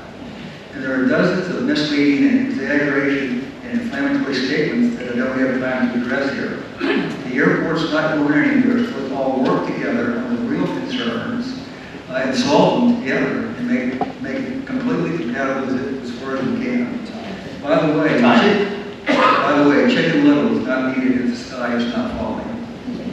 Matt, I apologize in advance to this person, Madeline Zubek. Did I say your name correctly? Thank you. Could you put up the slide that has the picture of the airport? Could you do that for me? That one, very good. Okay, so this is for the audience. You can start my timer, that's good. Right underneath the word exhibit, right underneath the word exhibit, that's where I live. And the Deertown Gully is right there underneath that. That's Gulf Shores area. Okay. Hello everyone, my name is Madeline Zubik, and I live full-time in Gulf Shores on the island. I'm demanding as a homeowner a comprehensive longevity study of the environmental impact and hazards from the excessive jets and the pollution from the airport. Has an environmental study ever been done? We want this right now, not tomorrow, not when down the road when you're continuing your plans. One of the areas of pollution is in our waterways surrounding the airport. Deertown Gully is one of these waterways and is the most polluted waterway on the island. I believe the chemical aviation contamination into this waterway is coming mainly from the airport. If the city decides to move forward with the expansion of the airport with a new firehouse and other measures, homeowners will evaluate their options. This could be just the beginning of our efforts to stop the environmental impacts in our neighborhoods. We don't want an increase in planes and jets flying over our houses and polluting us and the environment, spraying us with cancer-causing particulates. I will be voting in the next election along with my neighbors and colleagues for the City of Venice seats 1, 2, 5, 6, and 7. It's time to hold City Council responsible for their past neglect concerning the pollution from the airport and future decisions on the master plan expansion. Thank you. Janice Griffin.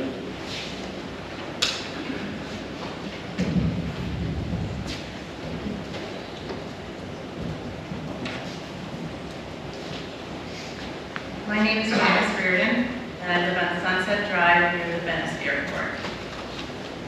As planning continues at the airport, I have a few simple questions. What permits have been filed so far? Is there an environmental resource permit? A stormwater discharge permit? Are wetland regulations being followed? Is the Endangered Species Act being considered? Have environmental impact studies been completed? With plans to expand, widen runways, build a near $10 million terminal, remove trees and habitats, and take land and old growth trees from the golf course, these actions should trigger studies first. This should be public information. It is about impact versus mitigation, not projected from a consulting company. The real impact on our environment, our health, our community, our constitutional right, and well-being. This airport is part of a connected water system flowing to the Gulf.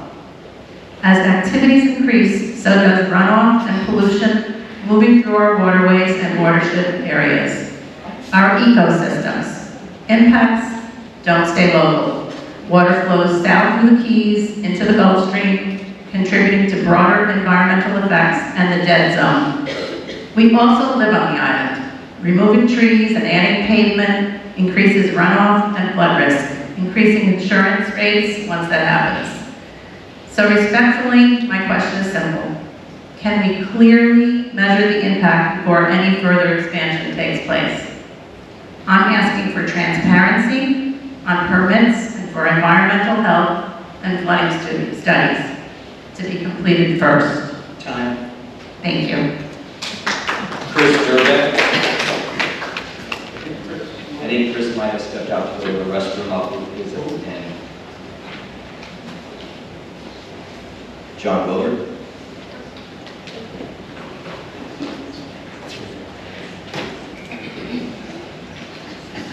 Good afternoon. Thank you for all the work that you folks are doing. Really appreciate it. I've been a pilot, commercial pilot, for several decades. And I live on Shore Road, 332 Shore Road. My wife and I purchased our house there because the airport is here. And we actually love the airport in its present form. The issues that I have are the jets. They're starting to be a safety, and not safety necessarily, but a health hazard.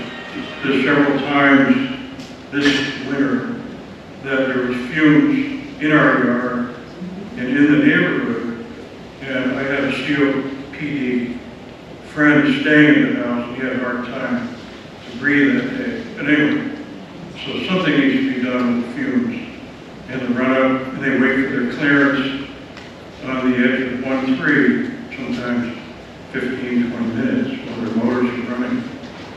It's a real issue.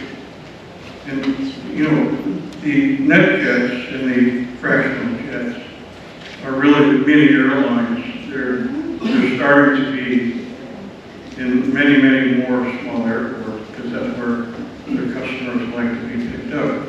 And I don't necessarily, I'm not against that, but I think it should be controlled more, especially with the master plan, that maybe they can move to the other end of the airport somehow. As far as the economic impact, I understand that, but I think the health, safety, and the neighborhood feeling of Venice the way it has been, hopefully will be for the next 20 years. A nice quiet neighborhood that we can all enjoy the outdoors. So when people talk about economic impact, I hope they would consider the loss of the quaintness of the area as a negative economic time. impact. Thank you very much. Right here. I'm sorry if it's mine. Good afternoon. My wife and I, our core concern is that City Council, without the benefit of baseline studies of the current airport operations and impact on the city, and added now to the potential expansion, is conducting a decision-making process in a vacuum, which is either poor policy or something else. So, without waiting for the end of this process, this is a very narrow process. The greater process is really understanding what the current environmental baseline is here in current operations. There's no reason why the city and FAA funding can't have a voluntary Part 150 noise study. Why not have that done? Why not also have an environmental assessment? Just because it's not necessarily mandated at this point in time. If I was sitting in City Council, I would want to know what the current baseline is of the operations. Additionally, and I think importantly, under Chapter 14 of the Venice Municipal Code is a whole section on aviation, which incorporates by reference rules and regulations, which incorporates by reference operational directives, orders, and so forth. This should be analyzed in its current state. I think the last time it was amended was in 2019. So as part of this planning, absolutely these rules and regulations that could address the jets sitting there idling for over an hour, blowing fumes into neighborhoods. Thank you. Martin Height.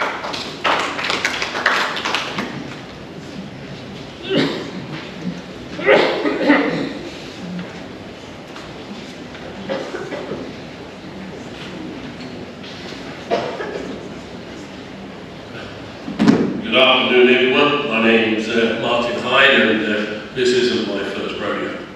The 2 million jobs and 336 billion in economic impact stated in this propaganda sheet is claimed to be statewide, but I suggest irrelevant when your home is being buzzed by low-flying aircraft. The 1,400 local jobs stated with a payroll of 62 million comes to just over $42,000 per job, so not exactly high paying.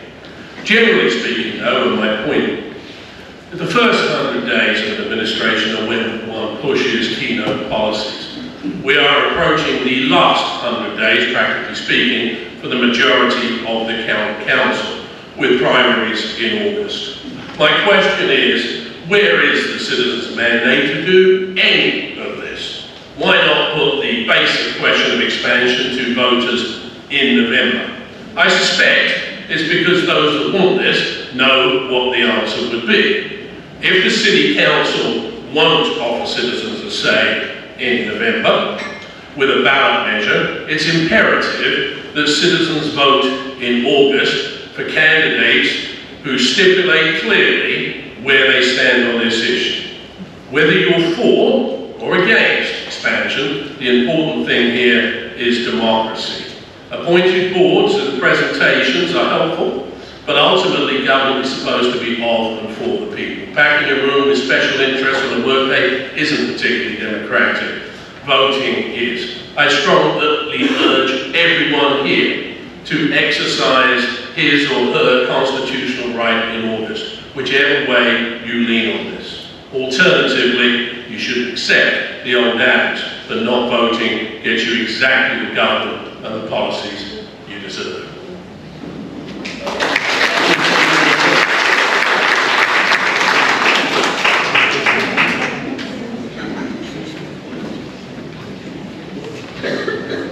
I am a resident of Gulf Shores, has been for 33 years.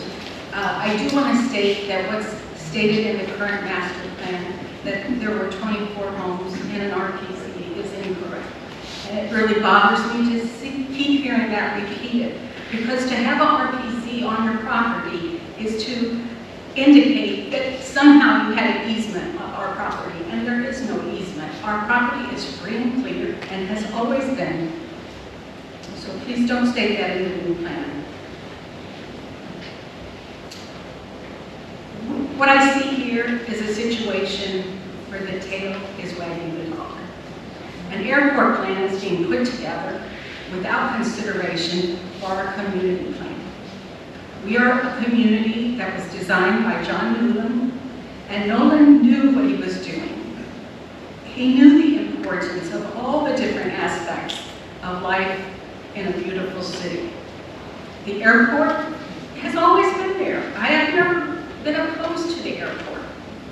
But when it starts to expand into our community or causes pollution of our property where we cannot enjoy being in our own yard because of the dirt, there's a problem. The soot that is dropped by the jets is causing a problem, and it has really increased in the last few years. But it's not only in Gulf Shores. I have a brother that lives up in off of Alhambra, 7th floor of a condo up there. And what did I get off of his? It's the same black soot from a jet that's landing on his porch, a screened-in porch, but it's still making it into the area that he sits in. We need the jets and the pollution to be analyzed before we do this master plan. And the pollution is there. Time. We have evidence of it.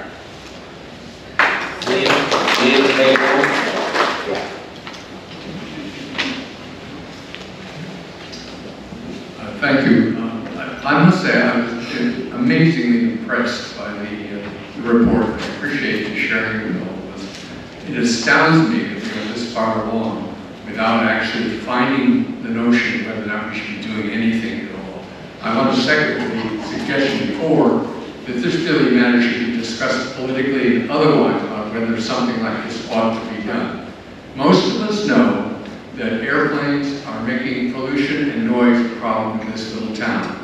We also know, in a way, this airport, as it might grow, should be somewhere else. It should be perhaps over near 75, where there's lots of land. It shouldn't be around a little island like this, which has all this other kind of stuff that is affected by noise and pollution. I want to suggest one thing that maybe this committee could do, which is to look at the situation that happened out in Santa Monica, California. We lived out there for a while. They had an old airport that had been originally used by the military. It became a small airport for, little Cessnas and the like. And then, lo and behold, the bigger planes started coming in, just like it's happening here. The city went nuts about it.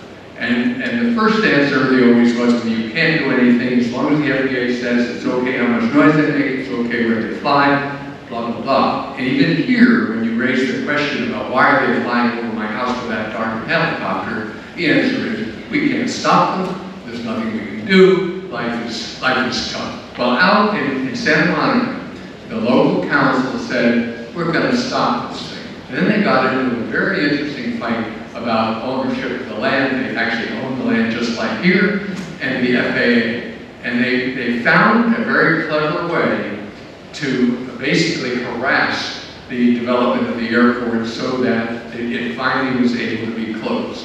So I think this really is a serious community problem which should be addressed by the politicians first about whether you want such a thing, and then you decide what kind of restrictions you can place upon it.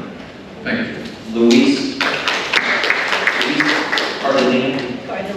Thank you, I apologize. Well, I had something else planned, written all down, but as I'm sitting here listening, I realized that at the last meeting, this meeting, everyone is basically saying the same thing from the residents, that this just isn't fair. And it's still moving ahead. And I'm just really wondering if you guys could just listen and start planning before doing. I just don't get why we're not getting through. And it matters to me. Our health is resting on this.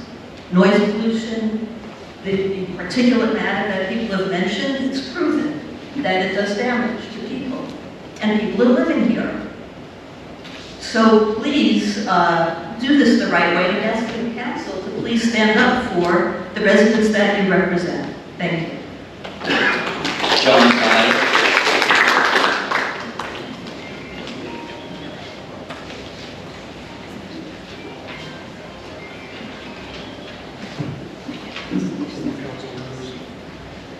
The Venice Airport is more than just a runway. It's part of our history, our public safety network, and our community's future. The airport was originally built to train pilots who went on to fight in World War II. From the very beginning, it has played a role in serving our country and advancing freedom. Today, it continues that mission in powerful ways. The airport is home for Bayflight, a trauma air ambulance that saves lives by transporting patients when minutes are a matter of life and death, maybe your life or a loved one. It also supports Sarasota County's Sheriff's Aviation Unit, providing critical airborne support for law enforcement and public safety across our region. Venice Airport also serves people far beyond our community. Agape Flights operates from here, delivering vital supplies and humanitarian aid to people in Haiti, Dominican Republic, and the Bahamas, bringing hope and support to those who need it most. For the next generation, the airport and volunteer pilots host an event called Young Eagles. It's where young people can experience their very first flight for free. Many of these kids leave inspired to pursue careers in aviation, engineering, and military service. All these benefits with no cost to our citizens. Venice Airport is self-sufficient. It does not receive local taxpayer funding and does not burden our community financially. It supports itself while providing life-saving services, humanitarian outreach, and educational opportunities. In the not-too-distant future, aircraft will be electric, vertical takeoff and landings, quieter, and no emissions. Until then, we will fly friendly and be friendly. Venice Airport is not just an airport. It's a community asset, a lifeline, and a place where history, service, and inspiration take flight. Thank you. Time. Christina Hofschmidt.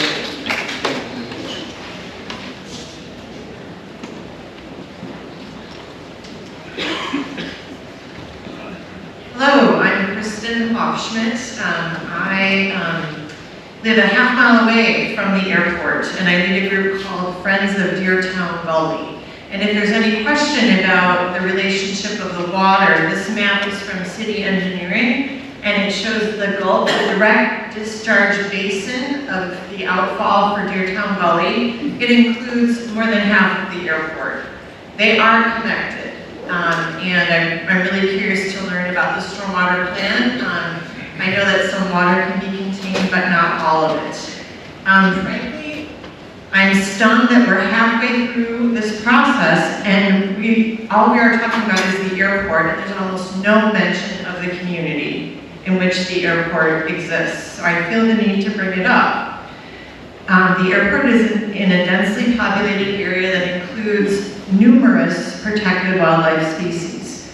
Thousands of people live in apartments, condominiums, and houses around the airport and are impacted by the pollution it creates. The airport is bordered by recreational areas, the Venetian Waterway Trail, city and county parks, schools, churches, local businesses. The area around the airport is home to at least 5 threatened wildlife species that are protected by state and federal law. That includes gopher tortoise, manatee, scrub jay, sea turtles, and bordering owls.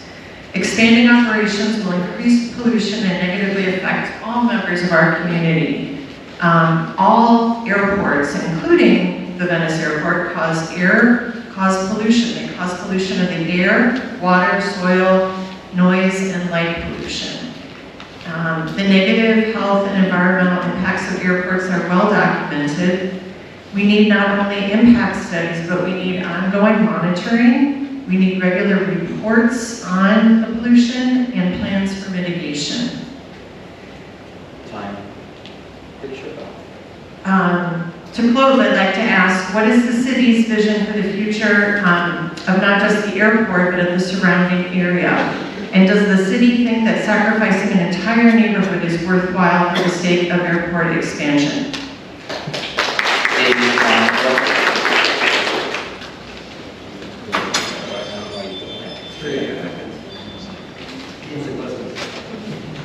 Steve Ulrich.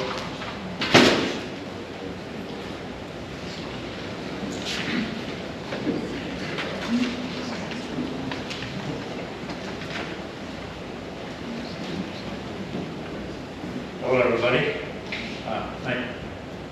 My name is Steve Ulrich. I am a pilot and a member of VESI. My wife and I selected the wonderful city of Venice largely because of the airport. It was a big plus. We moved here, first started coming here around 14 years ago. We bought a home about 4 blocks from the airport, but not under the departure end of any runway. By design. I am active with personal flying, and I fly a relatively quiet airplane.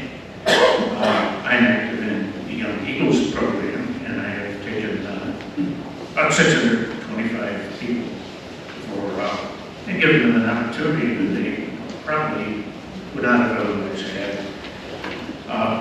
And also Angel Flight, which provides essential transportation to medical patients, many of them very safe. And I guess I need to maybe caution everybody that all parties here should be careful to present honest and accurate arguments and supported by data, not opinion. Otherwise, they, and I include all sides of all issues, they will discredit themselves. In my opinion, and I state this as opinion because I don't have data, but in my opinion, this is the best airport that I've ever seen. And most towns would be proud to have it. So thank you for your attention. West Bangor.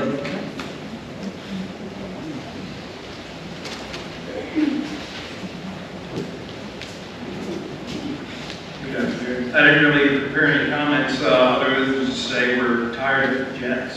I live directly across the street from the FBO, Spectrum Aviation. Just yesterday, some more of my neighbors called to complain about the jets. You call the FBO, they don't really know what's kind of going on.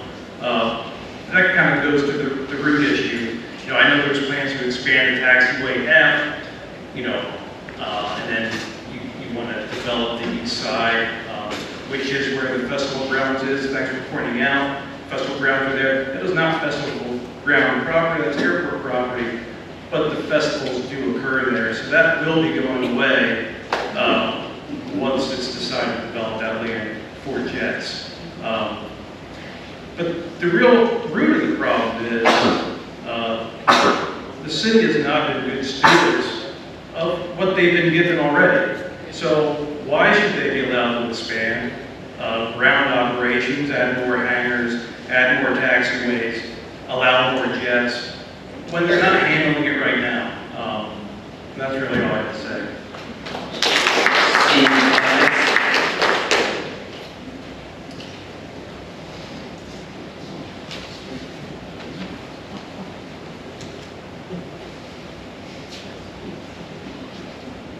It's a little bit intimidating, but I appreciate you listening to me. From listening to all this, there's one group that is under, or perhaps underrepresented, and that's golfers who don't have $1 million bank account. About 8 to 10 years ago, there were 4 or 5 golf courses where that category could play golf. About that time, all but one of them were purchased by a consortium, and they doubled their golf rates, their people. The one left was Lake Venice, And if they don't get their bid or their lease renewed, they'll go away. And even if they are submit a bid and don't win it, and the bid goes to this consortium, I'm predicting golf rates will double again. So my question to either the city council or the airport is, what would be required to make this golf course and the green up there a municipal golf course? That's the way thousands of cities around the country have handled golfers who don't have $1 million bank account. Thank you.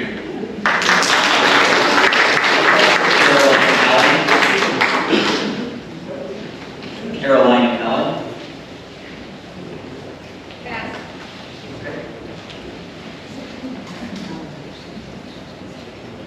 And Edis.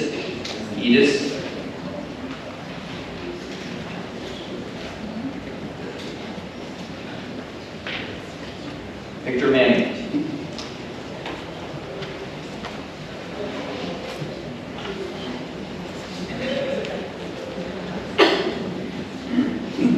Good afternoon. My name is Victor Manning, and I'd like to address the master plan. Across the 41 pages, there's nowhere is there meaningful acknowledgement of the airport's residential neighbors. The presentation highlights airport strengths and opportunities, discusses tenant feedback, seeking hangars, runway improvements, dedicated help pads, but there's no mention of the declining quality of life, air quality concerns, or respiratory concerns.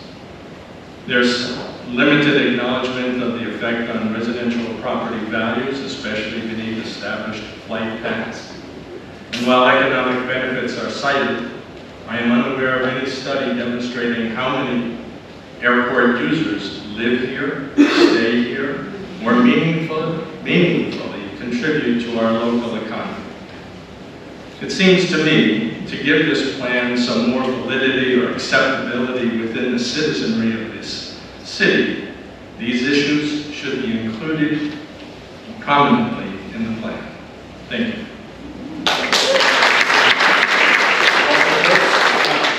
Just one last comment since I had 50 seconds. Is it all right? With members of the public limited to 2 minutes to speak and not allowed to ask questions during the committee meetings, it is difficult to understand how, and let me see if I can find my page, how the community's true perspective can be fully heard and genuinely measured or addressed. I would invite you to change that. Maybe 3 minutes. Thank you.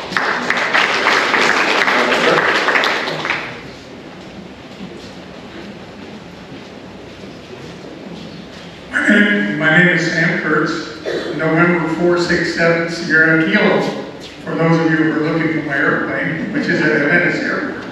And it has an American flag on the back, so it's very visible. And I offer my apologies to those of you who have been offended by my 50 years of noise. And I say that sincerely because I think if we analyze where we're at now, we have a shared concern for the community. And I go back all the way to 66 here. And I've seen US 41 go to 4 lanes. We used to go through Vamo, Osprey, Laurel, Nokomis, Venice, when they were nice little 2-lane highways. That was my youth. In 1966, I learned to fly here and did all kinds of things like when the fires, forestry called me. They said, we have a smoke out east. We need to have somebody go out there and look for the fire. Well, I went. Now there's houses out there. Now we have I-75. Now we have traffic circles on Venice Avenue.